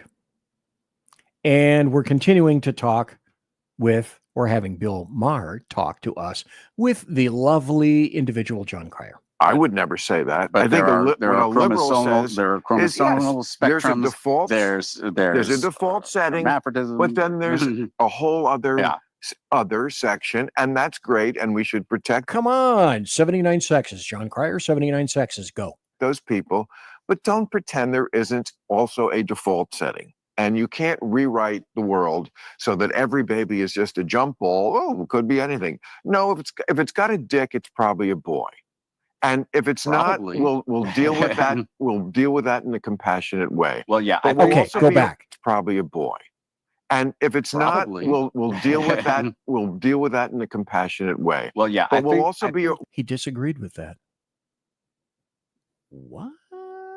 be apprised of the idea that children don't know shit about anything. Yes, sometimes it is obvious, and we should address it that way. But I mean, kids, Christ Almighty! I mean, the idea that I would, as a Kids child, don't know would shit have about had to anything. have dealt with something like this. Well, again, the people that go through it don't say this is the life I want. No parent wants to be in the midst of those choices. It's terrifying. Wrong. They do. Especially women, especially white women, especially white leftist women. Hello. Continue. Days actually just do want to be trans. I It's don't cooler, agree. John. I don't it's agree. a thing. Nope. Oh, I don't agree. come on. I don't agree with Bill Maher. I know. That's the name of the show tonight. Well, your eyes are not open to that. Okay. I think. Well, okay. There are some kids. Yeah. Especially, why is it like so much more prevalent, like here than Indiana? Well, are they suppressing it there? Maybe a little. Yeah, there's But a societal. And what about the UK and the EU? They're coming around. They've decided that the chemical, physical, and mental butchery of children is bad, and they're backing off that in the EU, in the UK, of all crazy ass places. But it's like left-handedism. Being left-handed was suppressed for for thousands of years amongst human beings. But John Cryer, that's like apples and a turd sitting in a hubcap from a 1967 Volkswagen. Totally incongruent, dude. Wrong. Once it was, apparently in the 30s, scientists basically said there's no left-handedness doesn't actually do anything bad. Right. Left-handedness shot up. People just stopped training themselves to be right-handed. And this has happened societally before. That's the closest analog that I can think of. Okay.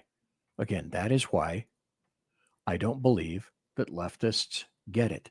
They don't grok that concept. Some are coming around. Most are not. John Cryer, not coming around. This is an interesting tete-a-tete. You know what? I may end up going into a little bit, folks, if you'll go along with me, I may end up going into a little bit of overtime tonight. Just a wee bit. I hope you don't mind. Because right now it's about... it's 9:49 on the far left coast Pacific, and it's 11:49 Central, and it's 12:49 Eastern. So you guys Eastern, man, you are staying up way late. And again, that's why I really appreciate you. 85 people watching live right now. Here's an interesting, I guess you could call this maybe an exit interview from Joe Manchin. What do you think about the way that this Congress is ending? I need more than this to get me through the rest of this Congress. This is be the worst performing Congress in the history of the United States of America. And it's all because the House cannot move. That one vote vacate, one person can threaten the speaker every time. And the only way you can remain speaker here is to do nothing, because you're going to make someone upset. There are very fewer and fewer people like you in the Senate. I mean, is that... Well, my colleagues would say, thank God.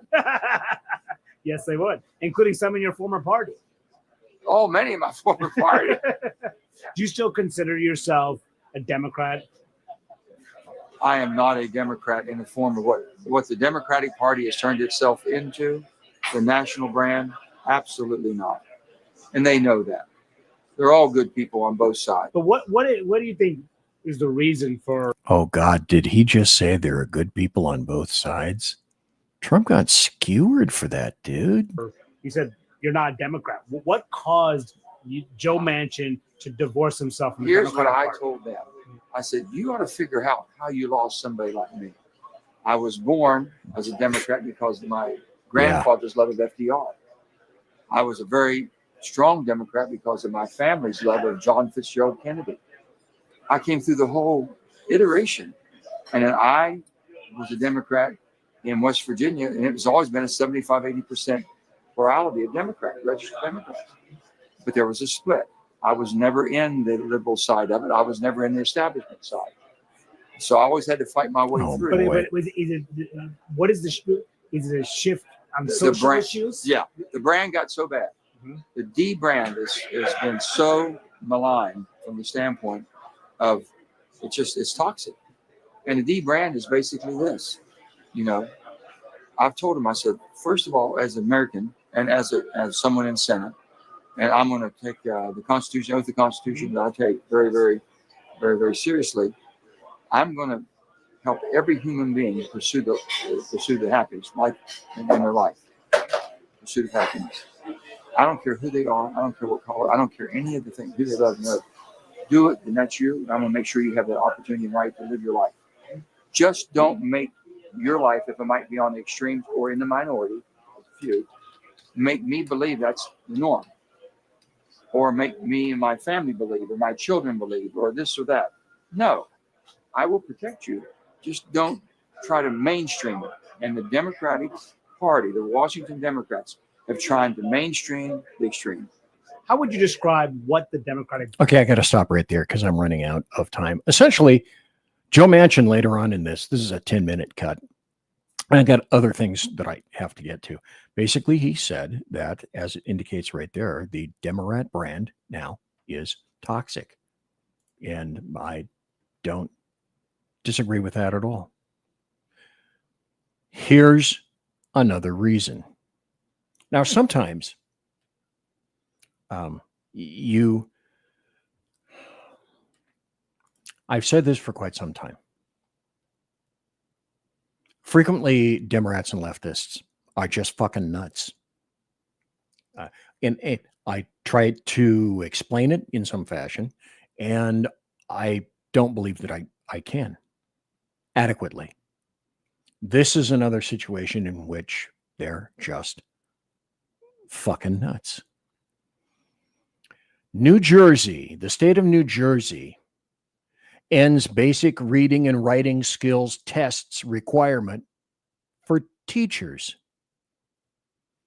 Because who wouldn't want a bunch of uneducated people having poor reading and writing skills teaching your child? Who possibly thinks this is a good idea? Answer, I'll be honest, some piece of shit, no-brain leftist. You folks are getting skewered and hoisted on the petards of your own design. The only individuals who are responsible for your demise and your party being moribund is you. Nobody else. I'm not responsible. I'm just a little fat guy, a little old fat guy in a little old show. But it's stuff like that that makes people go, what the hell? Now, here's where we're going to continue with some happy stories that I'm going to have to kind of roll through a little bit faster than I would like to. Unless I decide that I'm going to go 15 minutes overtime or something like that. But what we're discovering is that 2025, November 5th, 2024, rolling over to 2025, is changing everything. Donald John Trump won. He won the Electoral College. He won the popular vote by a minimum of 5 million people. And at this point, the win was so big that you can't really do much about it, although I'm sure all the Democrats tried just as they did in 2020. I am a believer that election was stolen. Call me whatever the hell you want. I've been insulted by professionals. Leftists are not professionals. Couldn't give a shit what you think. You like my show or you don't.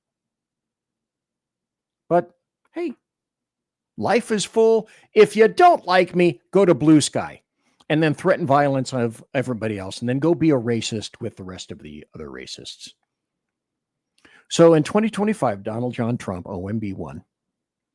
Justin Trudeau just resigned, and he blamed everyone for everything except himself, of course, UK Prime Minister Keir Starmer was revealed as a lover of Islamists and pedophiles. Nothing new, really. A guy named Nayib Bukele, who happens to be the 43rd president of El Salvador, got tough and cut crime by 95%. El Salvador. That's where all the gangs come from. And Javier Milei. He's the 59th president of Argentina. Anybody think about favelas? When you think of favela, do I have that name right? Favela? The slums that are in Brazil, I think they have favelas in Argentina as well. I don't know. I haven't been there. Not going to go there. Thank you very much. Anyway, Javier Milei created the first surplus in Argentina since 2008. By the way, dude knows how to rock a pair of sideburns. Okay? Just saying it. Masculinity is back. It's not toxic. It's mandatory. And strong men who love their countries are returning. Timing is everything. I've said it before all through my cop life. Oh my God, timing is everything. Because we're going to need tough men making tough decisions in tough times. And if the tough women want to come along, please, you bet your ass, we can use you too. Why? Because shit is about to get tougher. And I think there's no doubt that. Here's a happy story. Oh, Prime Minister Justin Trudeau decided that he's going to resign. Canadian politician... Let me stop. Who's his biggest competitor? And I have a couple of videos lined up. 96 people watching live. Come on, break 100. Come on, you can do it. Break 100. Come on, 100 people watching live. Thanks for watching live. I appreciate it. On a Tuesday, a late Tuesday night. This is a guy named Pierre Poilievre. I may have slaughtered my French. I didn't take much French. I can say "un, deux, trois." That's about it. And hopefully I'm pronouncing Pierre Poilievre's name. This is why I love this guy. This guy kind of reminds me of a Tom Homan who speaks very plainly, but he's not the gruff, tough Tom Homan kind of guy. But he'll kneecap your ass anyway. This Canadian politician completely destroyed this woke interviewer with facts. I wonder what message you're sending to Canadians, Mr. Poilievre, when you say you're all about Poilievre? Yeah, apparently I screwed it up. Taxing the tax. And in the same breath, you say you're not sure you're going to support a tax break at a time when they're struggling so badly. Why are they struggling so badly? It's been 9 years that Trudeau's promised to make them better off. And here we are. You're right. They are struggling so badly. Food prices rising 37% faster in Canada than they have in the United States, just as the... Really? Did you know that? I did not. Carbon tax came in. Housing costs doubled. That was never the case before Justin Trudeau ran money printing and immigration out of control. Okay, but wait. There's more after that. I love using that analogy, but wait, there's more. This one coming up next. This guy, again, kneecaps a journalist and is so easy and he's so casual doing it as well. Just eating, I don't know, whatever the hell he's eating and making an observation. This is the guy who ought to be, as far as I can suss out, the replacement for Justin Trudeau. In terms of your sort of strategy currently, you're obviously taking the populist pathway. What does that mean? Well, appealing to people's more emotional levels, I would guess. I mean, certainly you tap very strong ideological language quite frequently. Like what? left wing, this and that, right wing. I mean, it's that type of ideological spectrum. Okay, with this guy, like a lot of other smart folks, you have to bring a brain if you're a journalist. You have to have some fundamental curiosity, which most journalistas today do not. Brainless, absolutely uncurious. Continue, Pierre. Never really talk about left or right. Anyways, a lot of people really believe in that. Okay, a lot of people would say that you're simply taking a page out of the Donald Trump book. Like which people would say that? But what are you also, talking about? What page? What page? Can you give me a page? Give me the page. You keep in saying terms of turning things quite dramatically in terms of Trudeau and the left wing and all of this, why should Canadians trust you with their vote? Common sense. Oh, bada bing, bada boom. Okay, third time tonight.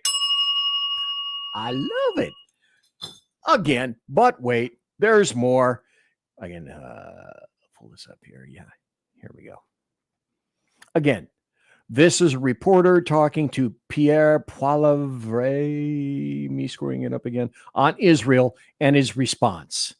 And here we go, Mr. Producer, pull it up, please, and go. Yesterday, you said that you endorse Israel proactively defending itself by hitting Iran's nuclear sites, which is something that President Joe Biden does not endorse.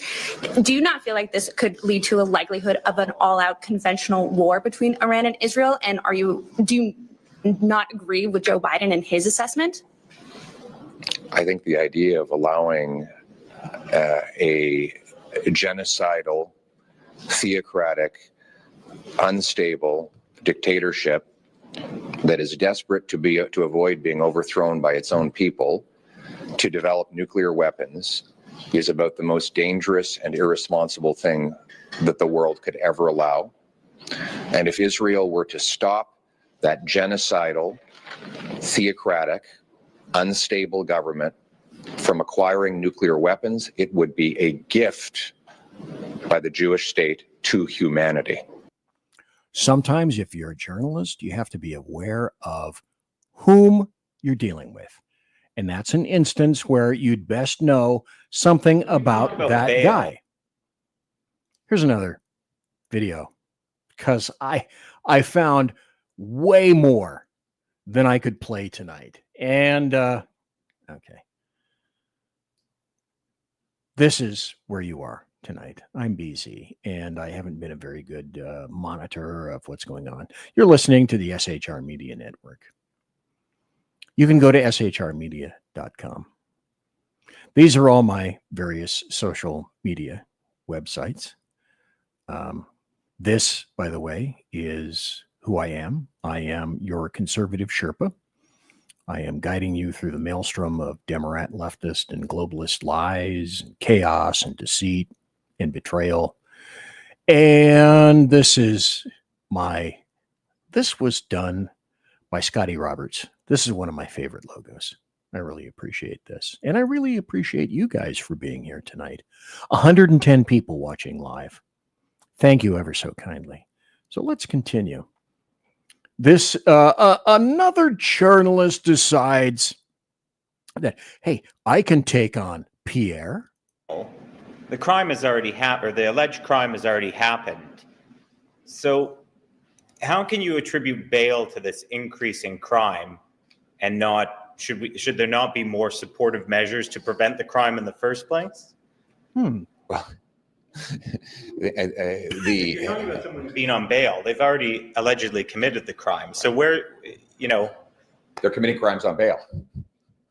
Aaron Dunn demanding change after his daughter was killed in an apparent random act of violence perpetrated by an alleged repeat offender who was on probation and released from custody days prior. The alleged suspect should never have been on the street, walking around on the streets. If the rules around bail were more strict in this country, Tory would still be around today. Correct. The problem is, I'll give you an example. In Vancouver, the same 40 offenders were arrested 6,000 times in a year. Okay, stop. A long time ago in a galaxy far, far away, when I was in law enforcement and active, I was in patrol in the 80s and then in detectives in the 90s. and promoted in early 2000 and ended up retiring as a sergeant in 2016. It's 41 or 42 years in law enforcement. We had back then what is called the 80-20 rule, and it's very simple. It goes like this. 20% of the individuals commit 80% of the crime. And we also had something known as Thug's Law. And Thug's Law has been, it started with criminals, of course, because they are thugs. And it transmogrified over into the political world. And Thug's Law goes like this. Thug's Law is what's mine is mine and what's yours is mine unless you're strong enough to stop me.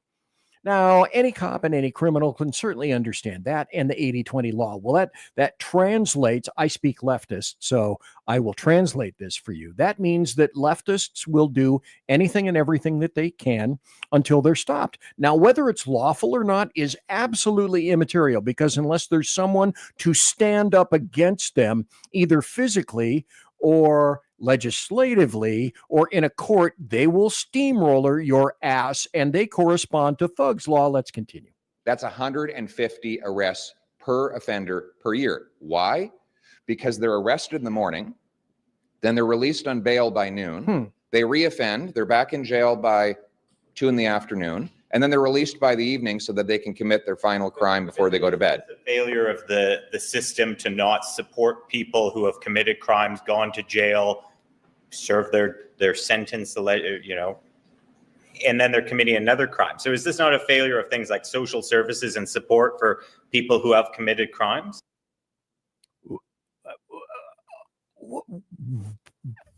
What? Are you serious? I'm asking you a No, question. I mean, are you serious? Come on. You're telling me, no, excuse me. Let me answer your question. Are you honestly saying that it's society's fault if a repeat violent offender commits 60 or 70 offenses? I think that criminal is to blame for his own actions. And there's the massive difference between people who are conservatives and people who are leftists. You know, I used to hedge my words a while ago.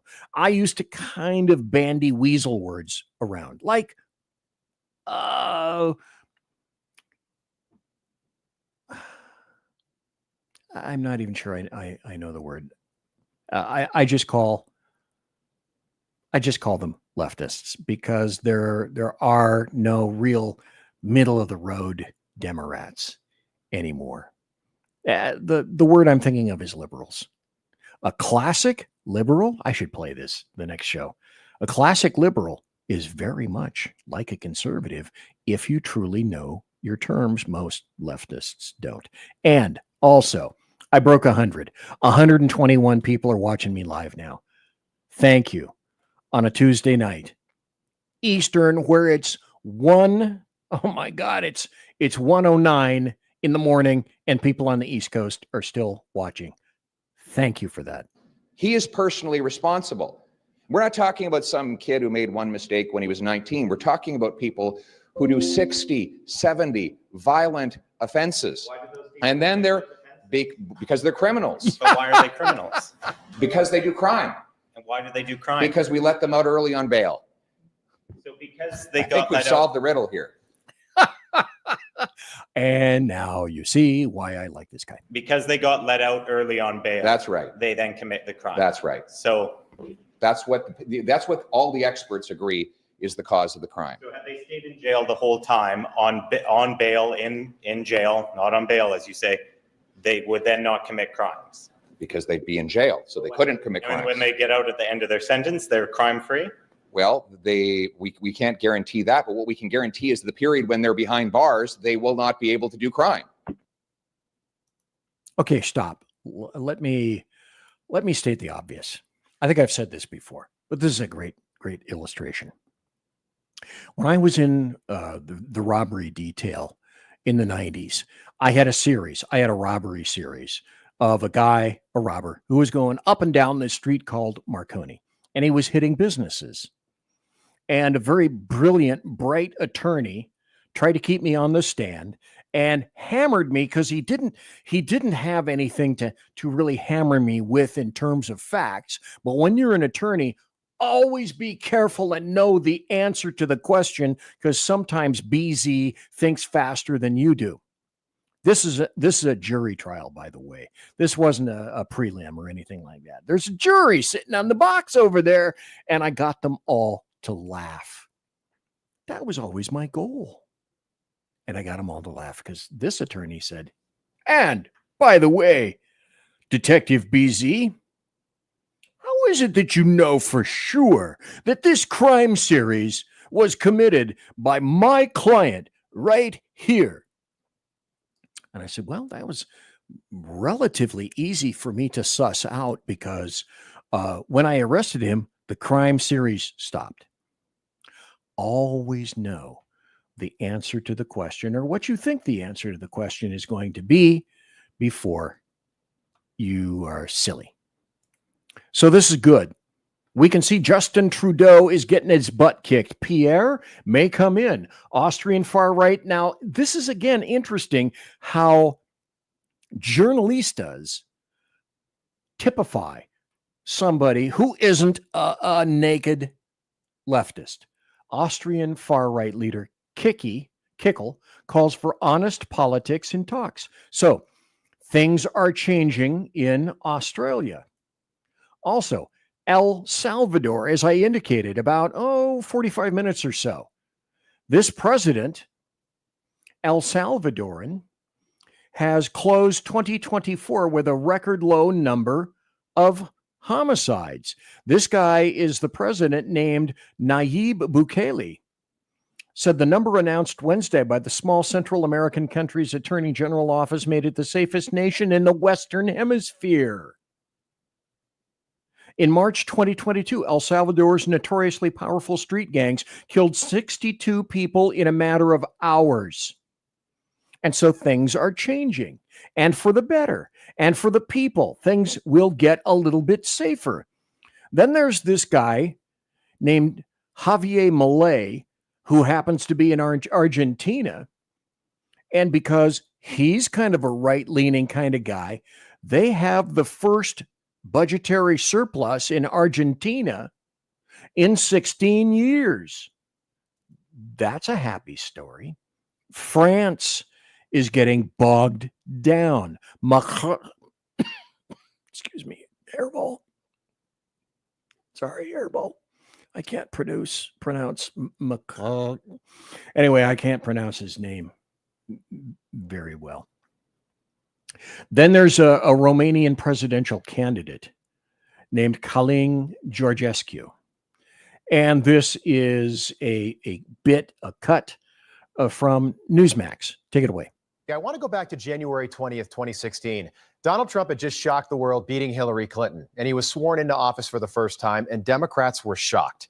How did this happen? After that, our intelligence community worked up a sinister campaign to undermine Donald Trump, back-channeling a fake story with Hillary Clinton that Russia stole the election for Donald Trump and Russiagate was born. Sure. Millions of taxpayer dollars were wasted, and after 5 years of investigating, we were all told that it was a lie. Now imagine if we lived in a country where our nation's highest court overturned the results of Trump's win based on the lie that Russia stole the election. Imagine if that happened in 2016. I bring this up because something very similar just happened in Romania, a country that borders Ukraine to the south. Just like Donald Trump, Călin Georgescu, another populist candidate, came out of nowhere and won the country's presidential election in November, until the results of that election were annulled by the country's high court 5 days later, after claims that Russian TikTok campaigns swayed the election in Georgescu's favor. Basically, the courts stole it from Georgescu because they claim that Russia stole it for him. That didn't happen. A man similar to Trump in many ways, someone who is not beholden to NATO or the European Union and just wants his country, Romania, to succeed. He is accused of being pro-Russian. And just this week, a Romanian appeal. And that's an attempt. We've seen this numerous times, and we will continue to see it. But it's the same old game. Now, I'm going to play something that I hope really pisses you off. There are 127 people watching live right now, and I am going to continue because I need to play some of these things so that you understand what's going on in the EU, not just here, but in the EU and how things are changing. I'm going to make a generalized prediction right now. I think Keir Starmer's days are numbered as prime minister. I can only hope so. I think I played this before. I know Sean Lewis played it before on Edge of Liberty. I want this to piss you off. Listen to the facts here as presented. And at 2:30 in the morning, the next morning, a woman on the other side of Rotherham had picked up the phone and dialed 999 because she'd heard a young girl screaming in the house next door. Police had gone round to the house. They found this 13-year-old girl with another young girl. She was almost completely naked. She was blind drunk, and she was with 7 adult Pakistani men. She was drunk and leery. And South Yorkshire Police arrested the 13-year-old girl for being drunk and disorderly. They took her back to the station, put her in the cells, eventually charged her, and she was convicted. They didn't even question the men as to why they were in a house with a 13-year-old girl who was nearly naked in the early hours of the morning. Because only every time I see that video, this is about the 4th time I've seen it. Every time I see that video, I have to ask myself, how is it that police officers can operate like that? My guess would be brainwashing and or they've been threatened with their job, that if they don't correspond to these sorts of actions or inactions, they won't be having a job for much longer. Let's continue. Oh my God, no, BZ, not that evil Tommy Robinson. Grooming gangs, rape gangs, they don't exist in the UK. God, PZ, you are so nuts. Already should have been a revolution in this country over the rape and prostitution, torture and murder of our daughters in every town and city. Not just the fact that the Islamic gangs done it, the fact that they knew about it. They covered it up. The police forces knew about it. They all let it happen. And they say it out loud. They let a generation of our daughters be kidnapped and raped, and they did not care. We are seen by them as cattle, yeah? And they do not fear us. And when we fear them, that's tyranny. When they fear us, that's democracy. Yeah? And we need to, I said, we've sat back. We need to get organised. We need to unite this nation. All we're hearing about is the Muslim vote, the Muslim vote. Well, the Muslims make up 7% of the UK. Yeah, we are a majority. We have had enough of mass immigration. No one's asked us, did we want 1 million people imported last year? No one asked us if we want to continually go into war. No one asked us. That's not democracy. No one's asking us the key decisions. Yeah, the key decisions that are affecting us all. So the easy way to counter that is to call him a racist. So there you have Tommy Robinson, obviously a racist, because he's talking out and speaking out against brown men. Oh, and brown men, not just regular brown men, Muslim men. You must fear. He's not fearing, therefore, he's in prison right now. He's oppressive and he's a racist, except that, well, Islam isn't a race. Hey, what about that great Keir Starmer? Here's what he thinks about you, UK. We've seen a devastating rise in Islamophobia, leaving people feeling fearful and unsafe in their own country. I've heard firsthand of women wearing hijab who are too scared to travel by public transport, of Muslim families being abused as they leave the mosque. The surge in Islamophobia is simply appalling. Muslim women and girls disproportionately targeted, mosques forced to ramp up security, and British Muslims questioned as if they are terrorists. I do not want Britain to be a place where Britain... Questioned by, I don't know, the police? Do you believe that to be correct? Seeing what you just saw, knowing what you know. This is just the tip of the iceberg. This is just the tip of the iceberg. 130 people watching live right now. Thank you ever so much. And it's your fault, UK, you evil white bastards and bastardettes. British Muslims are not able to be their whole selves, where they feel they must hide or tone down who they are for fear of being attached to views that are not their own, where they're asked to apologize for the actions of people who do not act in their name. Our Britain is one where the enormous contributions of British Muslims are recognized and celebrated, their stories heard, their lives free from discrimination. As leader of the Labour Party, I am indebted to the contributions of Muslim members, activists and politicians who make our party what it is today. I'd like to thank Muslim organisations and mosques who work tirelessly to raise awareness and shine a light on the scale of Islamophobia. And the rest of you in the UK, the rest of you can all go to hell. With luck, Keir Starmer's days are numbered. Now, you're going to hear this. This is a female Islamist scholar.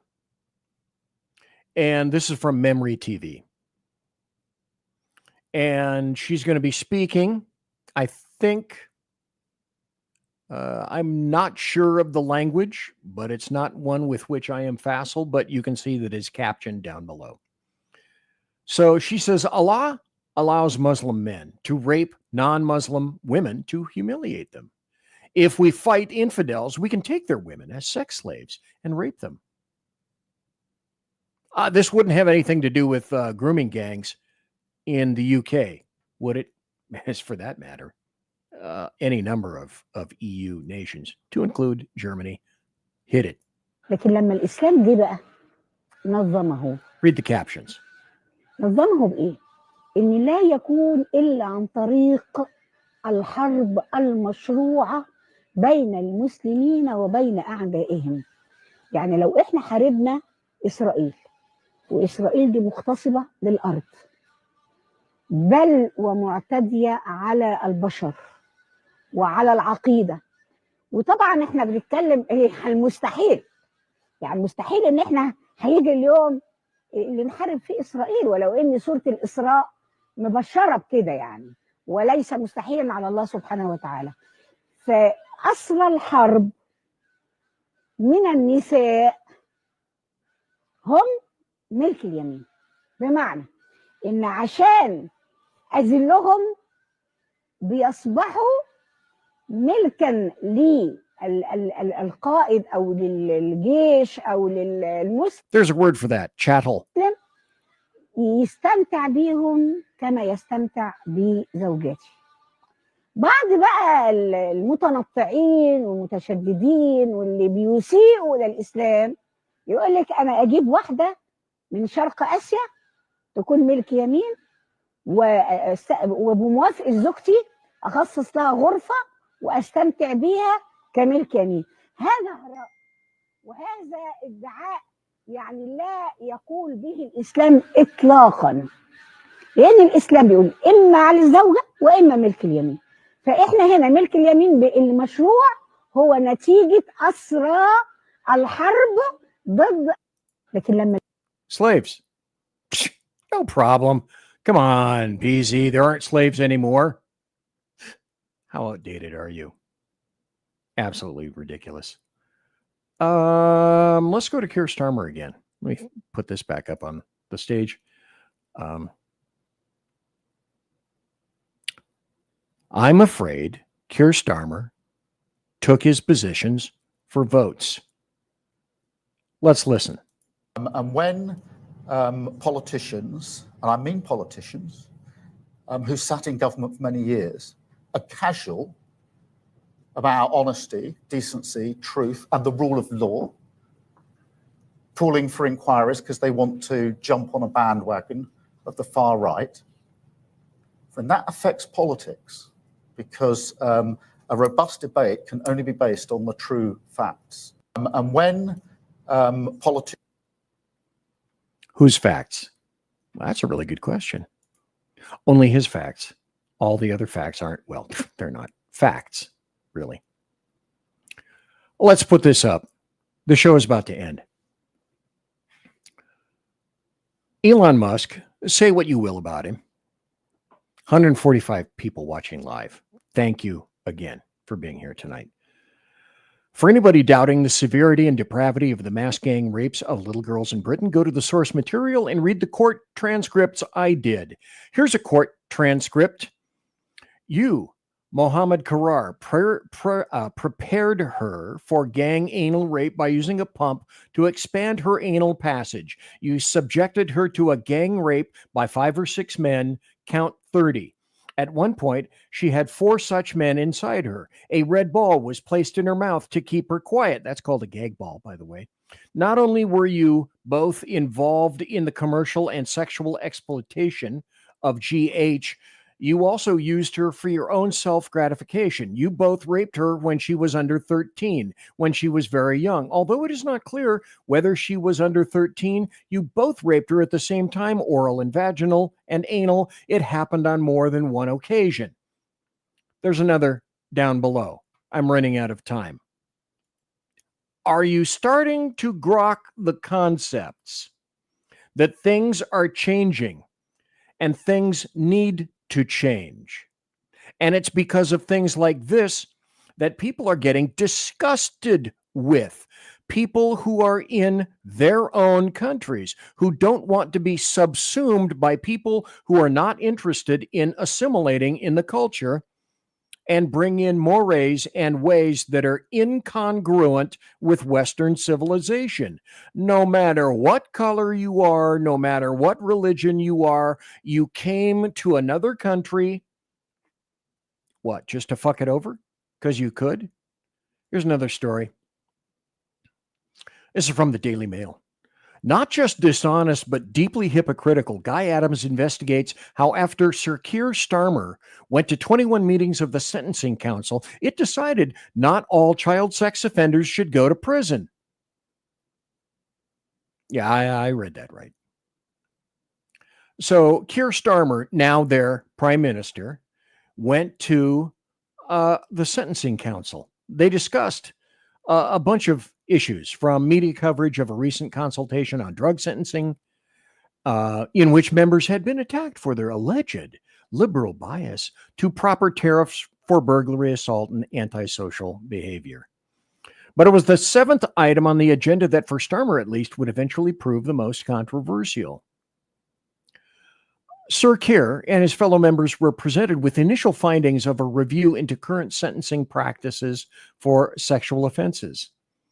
During that period, Sir Keir attended 21 of 23 meetings at which the Sentencing Council formulated new guidelines related to 50 different sex offenses.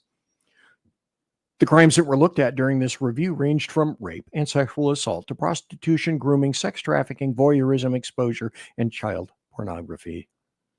Eventually, the council decided that 20 of these crimes could, in certain circumstances, be punished via community orders. People are getting tired of this. People are getting very tired of this. And that's why I say that people like that are getting kicked out is a good thing. Let's go back to the U.S., though. We already know this. We intuit this. MSN, suspected terrorists illegally entering U.S. up to over 20 is up 2,500% under Biden from the Trump era. Here's another one. Nearly 100 FBI terror watch list suspects nabbed at the southern border. I think I've got one more.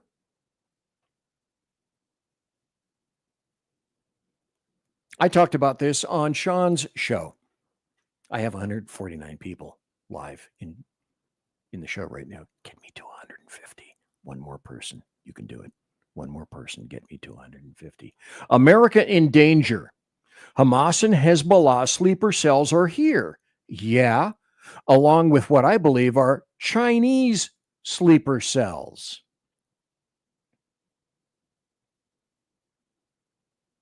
Something very bad is coming.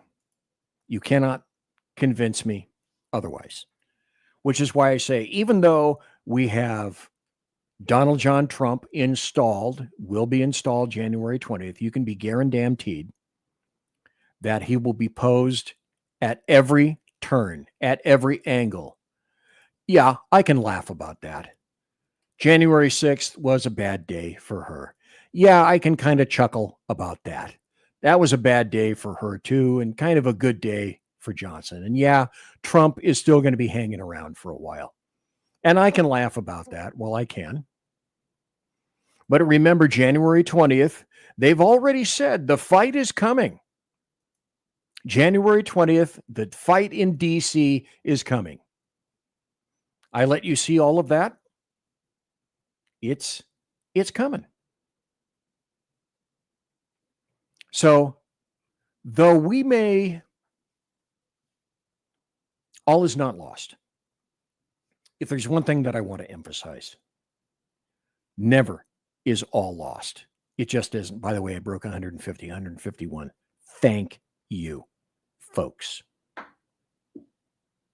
All is not lost. Things are starting to turn. The worm turns. Government thinks you are the worm, and you're fighting back. But the issues that have been allowed to fester and develop for the past 4 years, we're seeing the results of right now. Weakness engenders action from bad actors, from all of America's enemies, when you don't quantify them as enemies.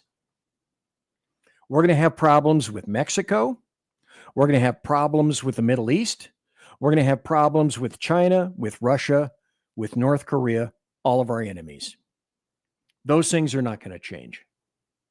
So, one thing that I want to let everybody know, and again, thanks for being here, is that I will not be here Thursday night.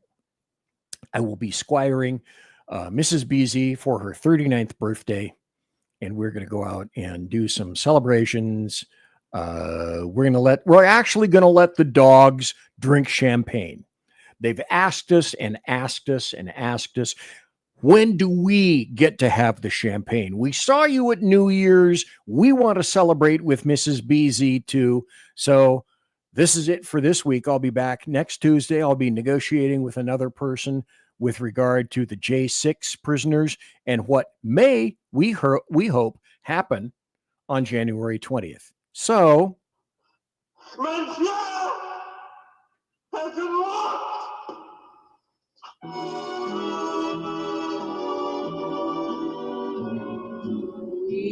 ladies and gentlemen, boys and girls, children of all ages, thank you ever so kindly for listening to the Bloviating Zeppelins Berserk Bobcat Saloon radio show, live and direct right here on the SHR Media Network and a host of other places. I, as per normal, want to tell you that promotional consideration is by the Lockheed Martin Skunk Works, also by Shure and Electro Voice microphones. They are my favorite. Electro Voice RE20 right here, as a matter of fact. And also, promotional consideration, I thank the people at Arrakis for my board.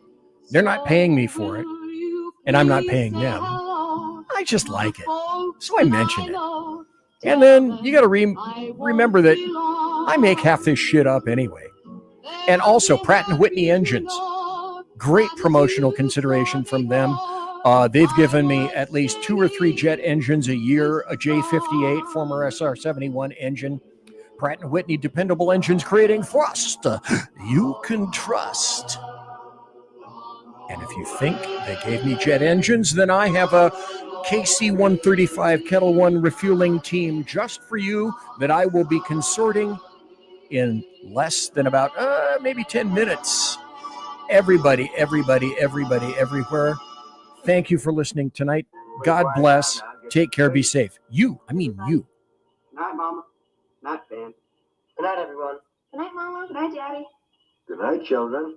Good night, Daddy. Good night, Elizabeth. Good night, John Boy. Good night, Jim Bob. Good night, Jim Bob. Good night, Jim Bob. What's going on? I was asleep. What's everybody doing?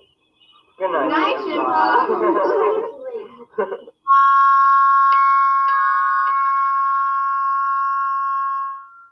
Good night and good luck.